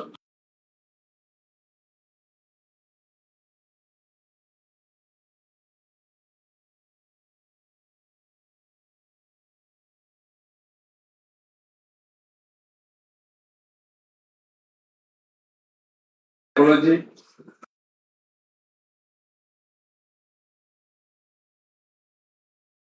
(2024) Accused Sheikh Hasina held a telephonic conversation with Dhaka University Vice Chancellor A.S.M. Maksud Kamal, and in course of the conversation, Sheikh Hasina said, রাজাকারদের তো ফাঁসি দিয়েছি, এবার তোদেরও তাই করব, একটাও ছাড়বো না, আমি বলে দিচ্ছি. Rajakars have been hanged. Now they also will be hanged. None will be spared. I have already ordered. This is the translation. She again said, রাজাকারদের কি অবস্থা হয়েছে দেখিস না, সবগুলোকে ফাঁসি দিছি, এবার তোদেরও ছাড়বো না. In the said conversation, Sheikh Hasina further said, আমি বলে দিচ্ছি আজকে সহ্য করার পর অ্যারেস্ট করবে, ধরে নেবে এবং যা অ্যাকশন নেওয়া হবে. And it is crystal clear that Sheikh Hasina expressed her incitement to the activists of her party Awami League and affiliates, Chhatro League and Jubo League, and also gave provocation to the protesters, and furthermore she expressed that she ordered to kill and eliminate the protesting students. The concerned pen drive CD containing the above conversation as well as the transcript thereof have been submitted in the tribunal. In addition to the above, on 15/7/2024, our Minister Secretary and Cabinet Minister Ubaidul Qadir made another provocative remark, saying, Andolon Damane Chhatro League is যথেষ্ট. Chhatro League is enough to control the movement. Whereupon the protesting students of Dhaka University burst into anger and vehemently protested against Sheikh Hasina, Ubaidul Qadir and the government. The activists of Chhatro League, Jubo League attacked the protesting students with various deadly weapons and severely injured hundreds of them, whereupon they had to be hospitalized. The attackers impeded the injured students proceeding to the hospital and also impeded their treatment. Moreover, the attackers made further attacks upon the students undergoing treatment in the hospital. In consequence of the above noted incitements of Sheikh Hasina, in the press conference on 14 July 2024, her order to kill them, as revealed in her conversation on the following night with Dhaka University Vice Chancellor, and also the provocative and aggressive remark of our League Secretary Waidul Kader, the law enforcers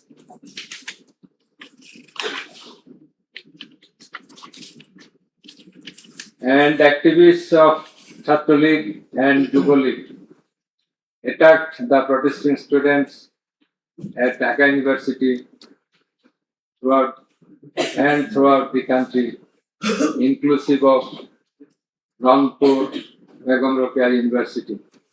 And in furtherance thereof, police shot Begum Rokeya University student Abu Said repeatedly at a close range, whereupon he succumbed to the gunshots. The above mentioned conversation of Sheikh Hasina with the Dhaka University Vice Chancellor S.A.M. Maksud Kamal has been examined by the experts in the CID Forensic Laboratory, and it appears from the report of the examination that the conversation was genuine and that the same have not been generated by artificial intelligence, AI. The concerned experts deposed in corroboration of the genuineness of the impugned conversation. Furthermore, we find support of such conversation in the reports of daily newspapers. In addition to the above, the concerned CD pen drive containing the conversations has been played in the courtroom in course of the proceedings, and thereupon the conversation seemed to be genuine. The remarks of Sheikh Hasina in the press conference on 14/7/24 has been watched by many people in the television channel and social media. Almost all the witnesses, while deposing in the tribunal, mentioned that they watched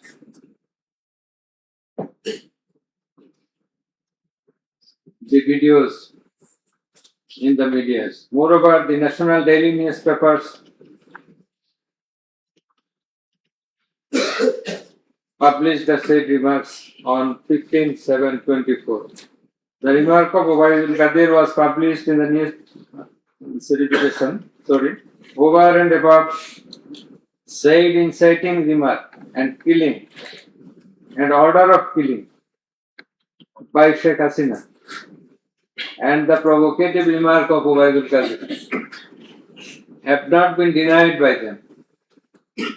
Although State Defence Council, the Lord State Defence Council for the absconding accused Sheikh Hasina and Asaduজ্জামান Khan Kamal submitted that the conversation between Sheikh Hasina and ASM Kamal, Maksud Kamal, has not been properly tested, but he failed to show any cogent reasons in this regard. The prosecution witnesses proved the attack upon the Dhaka University students by the activists of Our League, Chhatro League and Yuva League following the incitement and Sheikh Hasina's order of killing, as well as the provocative remark of Waidul Kader.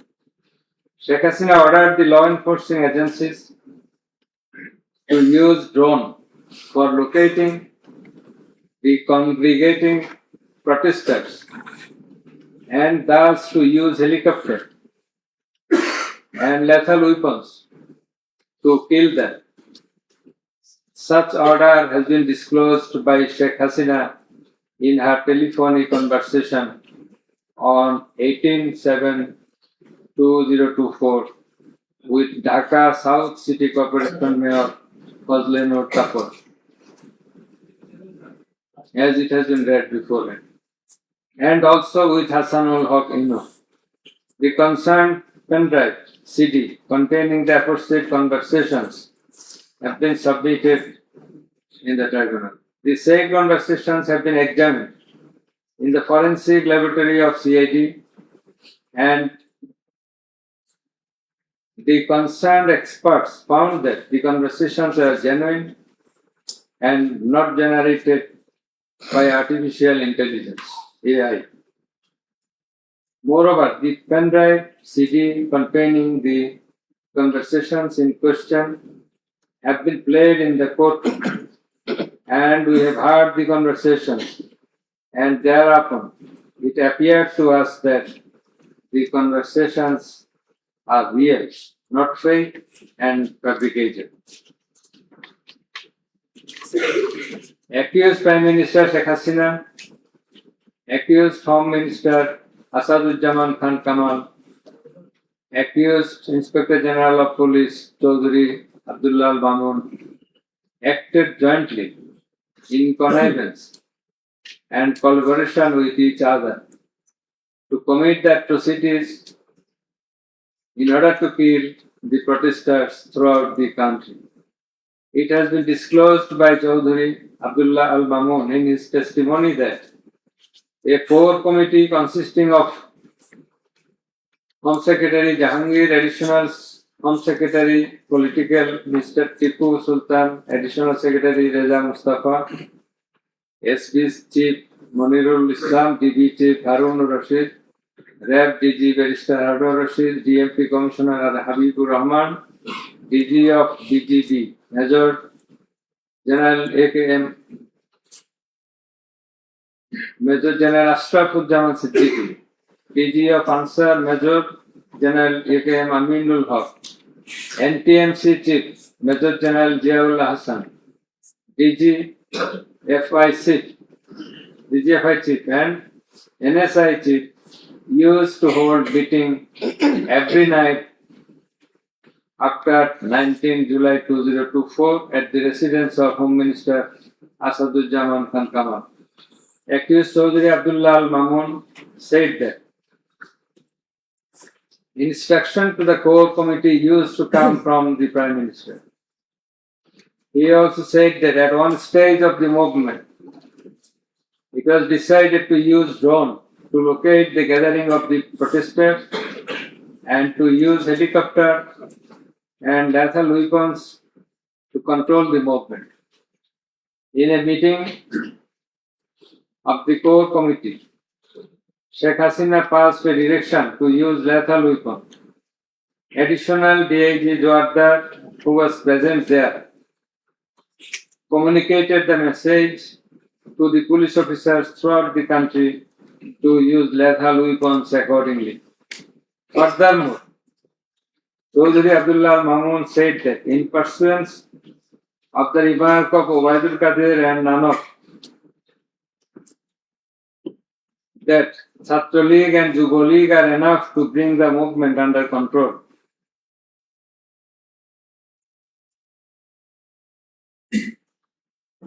He further said that following such remarks,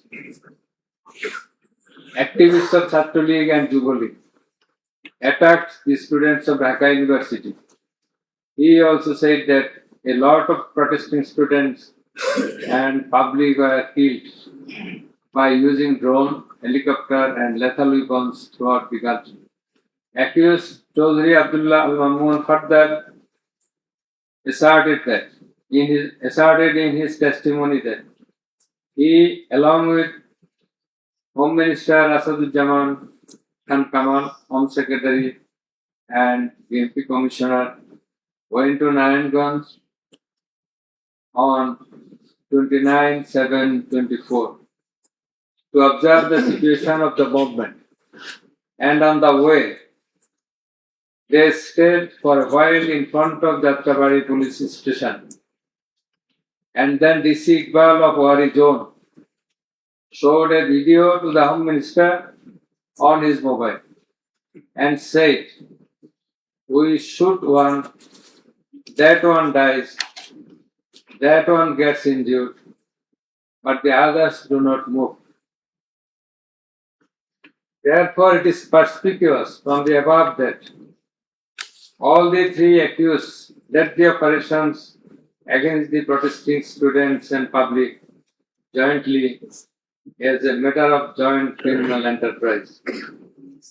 As the aftermath of Sheikh Hasina's order, as well as the supervision and guidance of accused Home Minister Asaduজ্জামান Khan Kamal and IGP Chaudhry Abdullah Al Mamun, the law enforcers and activists of Awami League, Chhatra League and Yuva League invaded the protesting students and public throughout the country by using drone, helicopter and lethal weapons, causing death to about 1,500, inclusive of 6 protesters at Sankarpur of Dhaka, namely Shahriar Khan Anas, Mahdi Hassan Junaid, MD Yaqub, MD Rakib Hawladar, Muhammad Ismail Haq, Malik Mia alias Shahari, and another 6 protesters at Ashuria of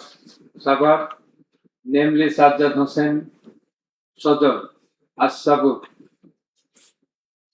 Tanzil Mahmud, Sujar, Bayezid Bustami, Abul Hussain, and another unidentified protester near Dhaka, and caused grievous injuries to about 25,000 of them.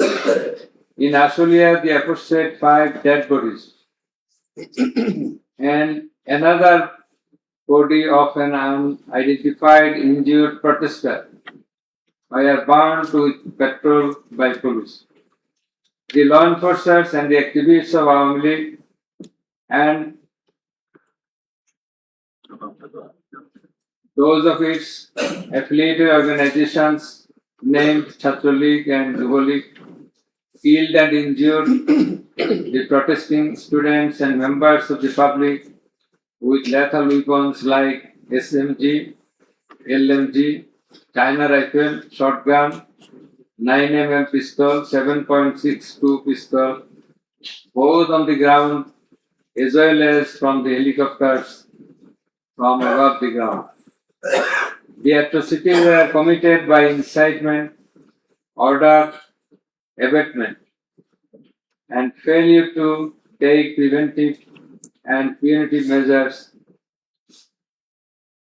of the accused Prime Minister Sheikh Hasina, accused Home Minister Asaduজ্জামান Khan Kamal, accused Inspector General of Police Chaudhry Abdullah Al Mamun, and by the abatement, aid, and perpetration of the underlings, that is, the subordinates. Some of the injured victims, members of the families of dead and injured protesters, other eyewitnesses from different parts of the country, deposed in support of the atrocities of killing and injuring hundreds and thousands of protesters all over the country. Under the foregoing facts and circumstances, it has ostensibly been substantiated that the atrocities of killing and gravely injuring the protesting students and public took place almost all over the country. In view of the testimony of the investigating officer, the atrocities during the movement, July movement 2024, the atrocities occurred in 50 districts and lethal weapons were used in 41 districts of Bangladesh. We also find that victim witnesses from many districts testified in the tribunal stating that killing and injuring the students and common people took place in their respective districts during July movement 2024. Thus, it is clear enough that attack in question was directed against civilian population and it was widespread and systematic. Therefore, in the atrocities of killing and gravely injuring the protesters as apostate, accused Prime Minister Sheikh Hasina committed crimes against humanity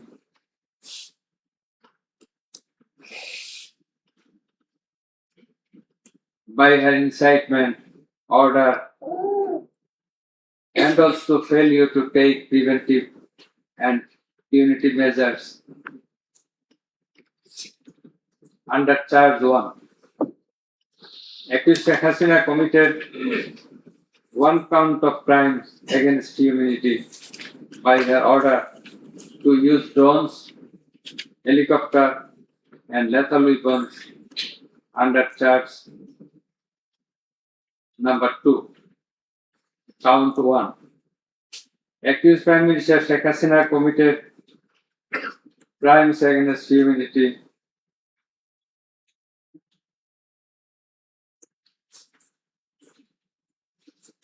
on one count under Charge 1.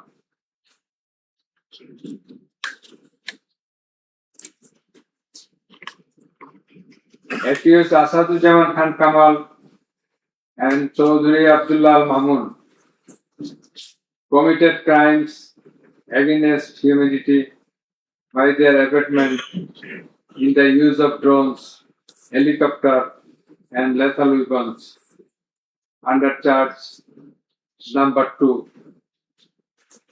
Count 2. Accused Asadujaman Kamal and Chaudhry Abdullah Al Mamun committed 2 counts of crime against humanity under the same charge by their abatements and failure to prevent the atrocities at Sankarpur, Dhaka, and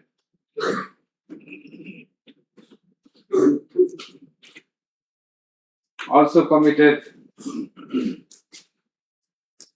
crimes against humanity by their abatements and failure to prevent the atrocities in Ashulia, Sabha, Dhaka under the same charge. Accused Sheikh Hasina, the Prime Minister and as the President of Awami League and the controlling authority of all affiliated organizations, was the superior commander of the said party leaders and activists, as well as the Home Minister and Inspector General of Police, that is accused Sheikh Hasina and 2 other accused were in the superior and subordinate relationship. On the other hand, the Home Minister was the superior of the Inspector General of Police, that is, they are in the superior and subordinate relationship. As required to be an element as required by the provisions of Rome Statute. In the like way, all the police officers are subordinate to the Inspector General of Police. They worked under him. Thus, it is apparent that accused Prime Minister Sheikh Hasina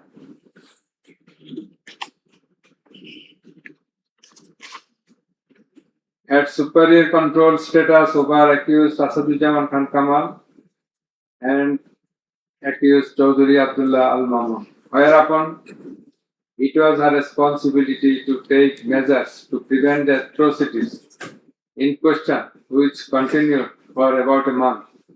She did not also take any punitive measures against the perpetrators. In the like way, Home Minister Asadujaman Khan Kamal held superior command responsibility over the Inspector General of Police and other successive other officers, and as such he had the superior command responsibility to prevent all of them from committing the atrocities and for taking punitive measures against the perpetrators. Thus, both the accused Asadujaman Khan Kamal and Inspector General of Police Chaudhary Abdullah Al Mamun, they committed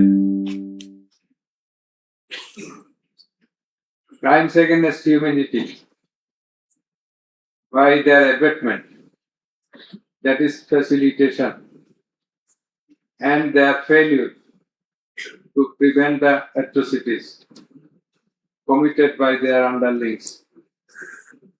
And hence, they are liable to be punished under section 32A, 32G, 32H, 41B and 43 of the International Crimes Tribunals Act. Accused Sheikh Hasina is liable to be punished under section 32A, 32H, 41B and 43 of the International Crimes Tribunals Act 1973. It is obvious from the facts and circumstances delineated herein before that the law enforcers and the activists of ruling party Awami League, as well as its affiliated organizations, targeted the unarmed civilian protesters countrywide and accordingly attacked them. Therefore, in all the above discussed atrocities, the elements constituting crime against humanity have been fulfilled. The victim witnesses, the other witnesses, and the investigating officer held the accused Prime Minister Sheikh Hasina, accused Home Minister Asaduজ্জামান Khan Kamal, and accused Inspector General of Police Chaudhary Abdullah Al Mamun liable for the atrocities. It may be mentioned here that Mr. Chaudhary Abdullah Al Mamun, Inspector General of Police, has been tendered pardon on his application pursuant to section 15 of the Act with a view to obtaining his evidence. He is supposed to have been directly or indirectly concerned in or privy to any of the crimes specified in section 3 on condition of his making a full and true disclosure of the whole of the circumstances within his knowledge relative to the crime and to every other person concerned, whether as principal or abettor in the commission thereof. According to subsection 2 and 3 of section 15, he has been examined as a witness and detained in custody until today. It appears to the tribunal that he made a full and true disclosure of whole of the circumstances within his knowledge relative to the crime and to every other person concerned, both as principal and abettor in the commission thereof. He categorically admitted his involvement in the alleged acts and disclosed that a core committee consisting of Home Minister Asaduজ্জামান Khan Kamal himself used to hold meeting every day at the residence of accused Home Minister Asaduজ্জামান Khan Kamal to take decisions as to the necessary measures to face the movement of the students and to pass the instructions and to pass necessary instructions. He said that accused Prime Minister used to pass directions to the core committee in this regard. This accused also said that Sheikh Hasina directed them to use drone to trace the location of the protesters and to use helicopter and lethal weapons to kill the protesters. He mentioned that chain of command in the police service was not maintained. In most of the cases, the highest authority used to communicate or contact the mid-level officers like Additional Commissioner Harun Rashid Additional Commissioner Monirul Islam. Accused Prime Minister Sheikh Hasina passed the direction in presence of Additional Deputy Commissioner Praloy Kumar Juardar during a core committee meeting. And as such, Juardar conveyed the direction to all the concerned officers throughout the country. Direction means the direction to use helicopter and lethal weapons as well as drones. Chaudhry Abdullah Al-Mamun also mentioned in his testimony that he had a clean image and track record throughout his service for long 36 years. There had been no allegation against him during his long tenure. He said that he feels remorseful and ashamed on seeing the atrocities in the videos displayed in the courtroom. He sought apology to the tribunal and to the people of the country. Although accused Chaudhry Abdullah Al-Mamun claimed to have made full disclosure of the circumstances,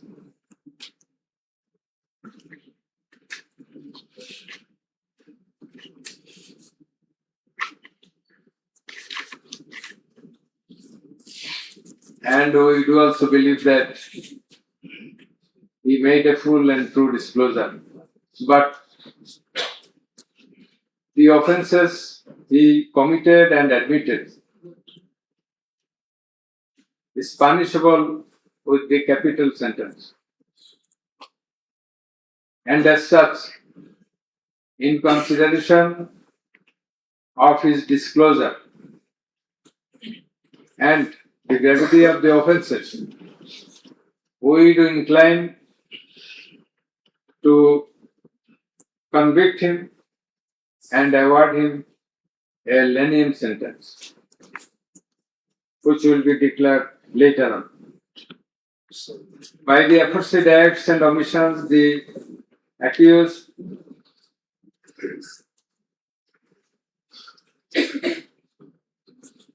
committed crimes against humanity under section 3(2)(a), subsection D, clause 8, 4(1), 4(2), 4(3) of the International Crime Tribunal Act 1973, as stated before. Accused Sheikh Hasina and Asaduddin Khan Kamal remained in abscondence ab initio, despite the fact that notices and warrants were duly served in their given address according to law. Moreover, they were asked by publishing notice in 2 daily newspapers to appear and contest the case, but they did not turn up. Thus, their abscondence itself is suggestive of their guilt. The learned State Defence Counsel contended that the trial of the accused persons under the International Crimes Tribunal Act 1973 is not tenable, since the Act was passed in the Parliament for the purpose of trial of the criminals of War of Independence in 1971. While arguing this, the learned State Defence Counsel perhaps did not have a perusal of the provisions of the Act as well as the preamble thereof. The preamble of the Act says that the Act was made in order to provide for detention, prosecution, and punishment of the persons for genocide, crimes against humanity, war crimes, and other crimes under international law, and for the matters connected therewith.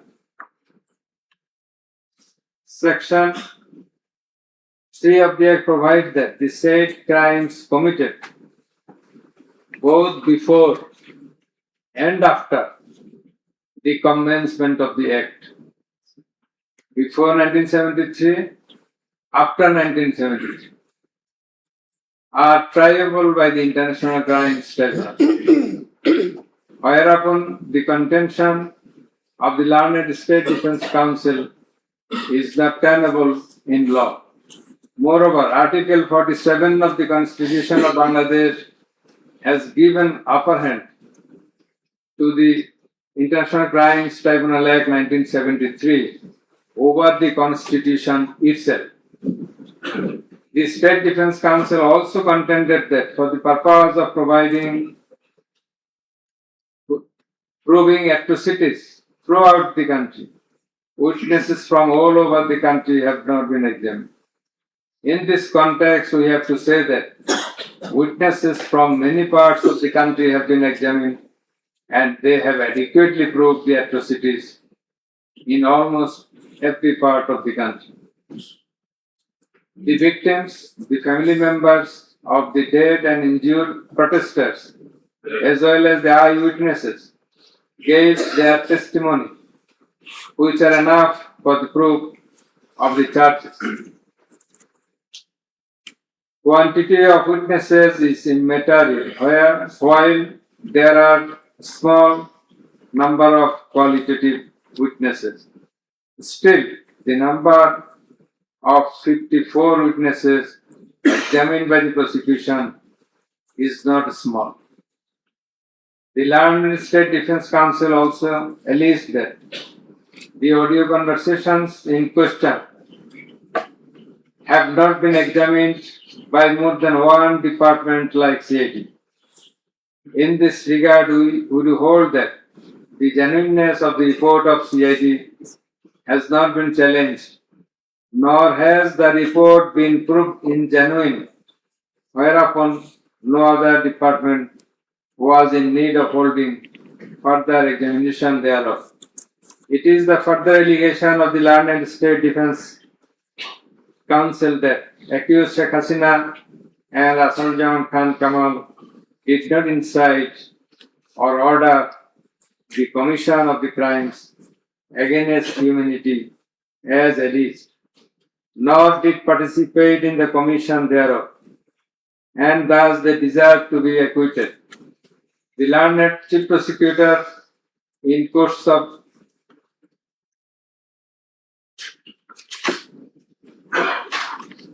summing up,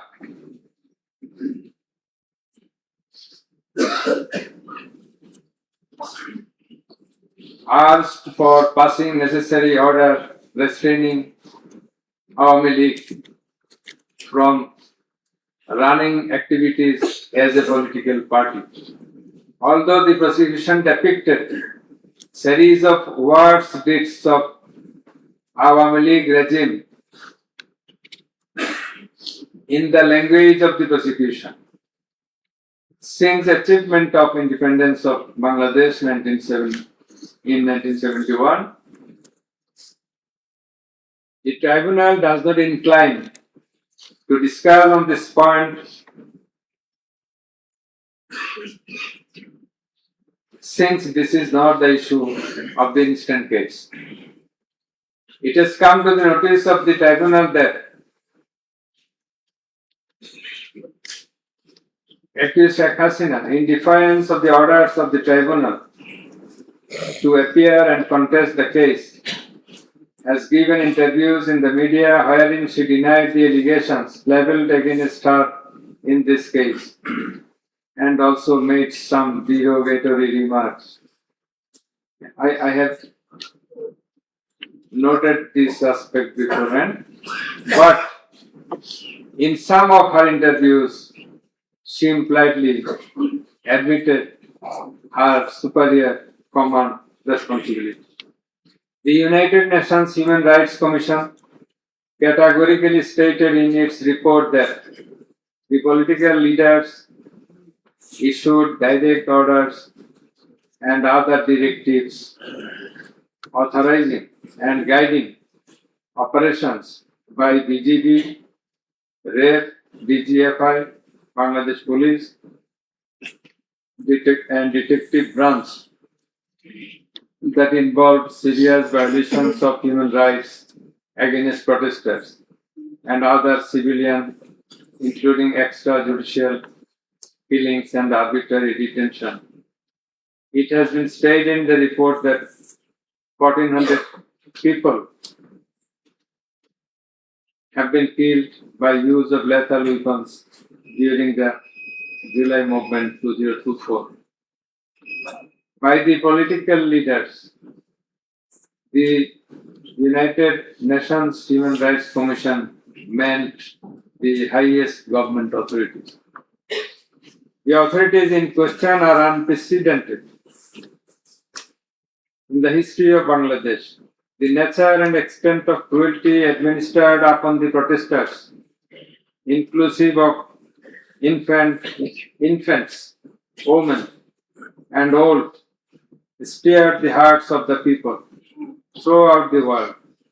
On seeing the scenario of death and injured protesters and their outcry in the videos displayed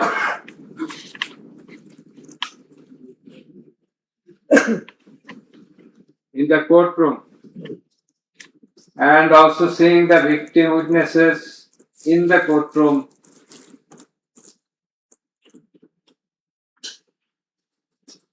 for giving testimony, who lost their scalp, eyes, nose, hands, and legs.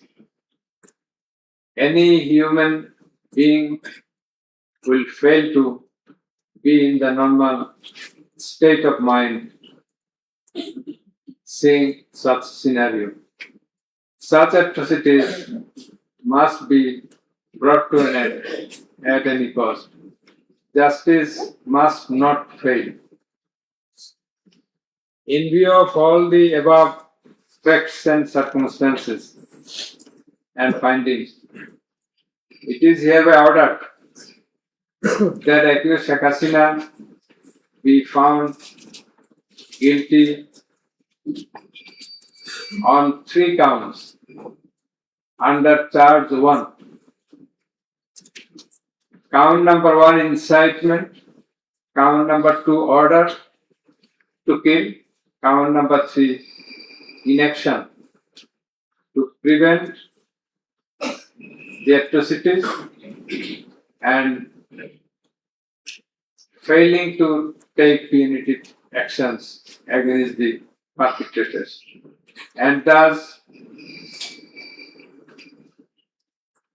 she is punishable. She is liable to punish under Section 3, Subsection 1A, Section 3, Subsection 2, Clause G, Section 3, Subsection 2, Clause H, Section 4, Subsection 1, Clause B, and Section 4, Subsection 3 of the International Crimes Tribunals Act 1973 under the charge number 1. But we do hold that for all these 3 counts of crime against humanity, we do incline to award a single sentence, that is, the sentence of imprisonment till natural death, for under charge 1. Under charge 2,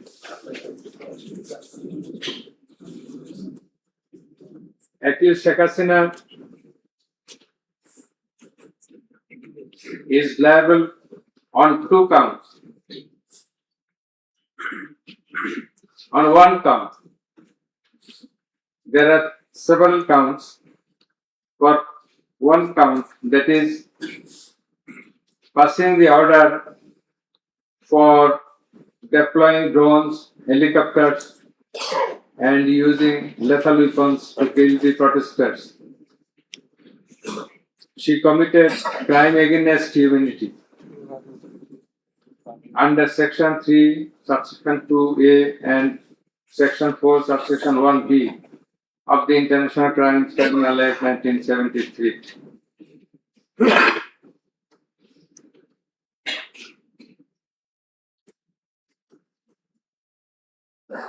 She also committed the same crime against the same crime of crime against humanity on the second count, killing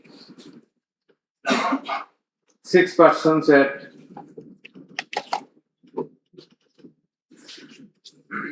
Sankarpur of Dhaka, which was committed in contemplation, in furtherance by virtue of her order, as stated beforehand. And similarly, she committed the same crime, that is the crime against humanity, on another count for causing the killings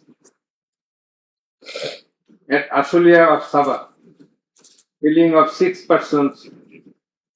For all these 3 counts, we have decided to inflict her with only one sentence, that is sentence of death.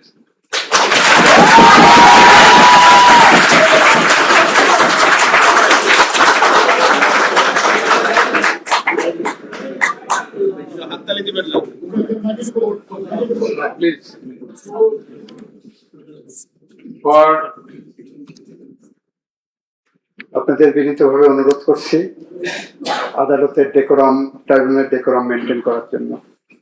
আপনাদের যা উচ্ছ্বাস, যা expectation, যা প্রকাশভঙ্গি, সেটা আদালতের tribunal রুমের বাইরে গিয়ে করলে সেটা আরো শোভনীয় দেখা যাবে। thank you.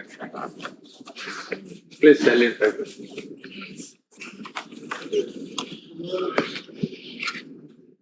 Accused Asadujaman Khan Kamal and accused Chaudhry Abdullah Al-Mahmoud. Accused Asadujaman Khan Kamal is liable for committing crime against humanity for the occurrence of killing 6 persons at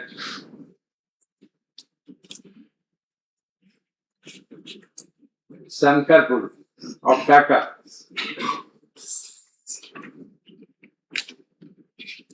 In this occurrence, they are liable for committing crimes against humanity by their abatement and failing to prevent the atrocities, and also to failing to take necessary preventive measures, punitive measures. And thus, Asadujaman Khan Kamal is held liable for the commission of crime against humanity under section 32A, 32G, 32H, 41B, 43 of the International Crimes Tribunal Act 1973 for the commission of killing of 6 persons both at Sankarpur and 6 persons at Ashulia of Sabah. And for both the occurrences, he committed 4 counts of offenses, that is crime against humanity, 4 times, by his abatement and failure to take necessary actions in Sankarpur, by his abatement and failure to take necessary action at Ashulia. So for all these 4 counts, we have decided to award a single sentence of death to Asadujaman Khan Kamal. As regards Chaudhry Abdullah Al-Mahmoud, as I have elucidated before, he has contributed to the trial of this case by making full and true disclosure of the circumstances within his knowledge. Yet, he also admitted and he was involved in all the occurrences throughout the 36 days of movement. Considering both his contributions, his admissions, with the material evidences to the tribunal to arrive at the correct decision, and also in consideration of the gravity of the offense, we are both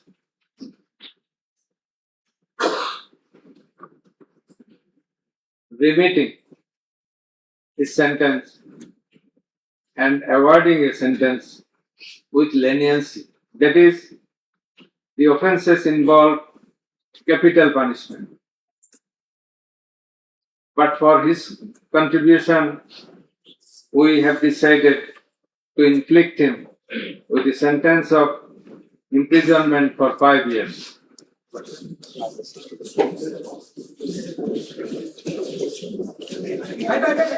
The properties of accused Sheikh Hasina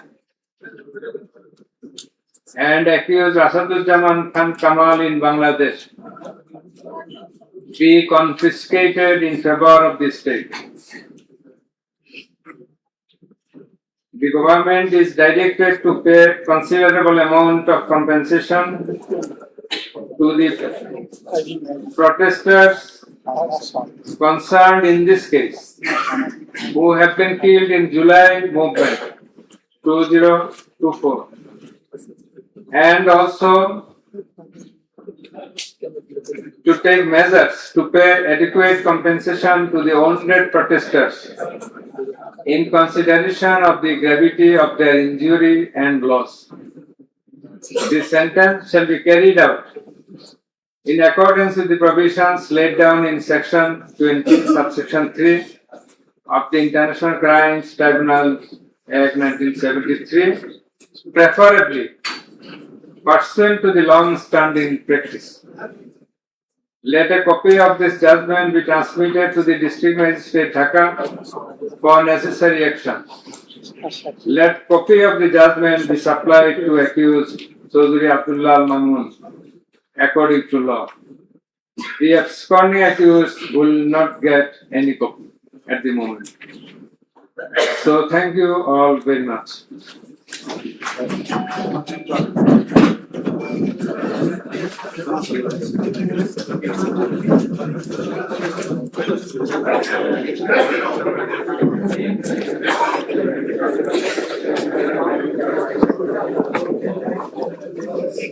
Much a pleasure. Much a pleasure. Thank you very much. Much obliged. Much obliged.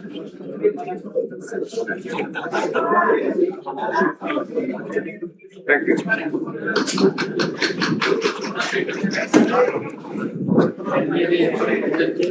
you.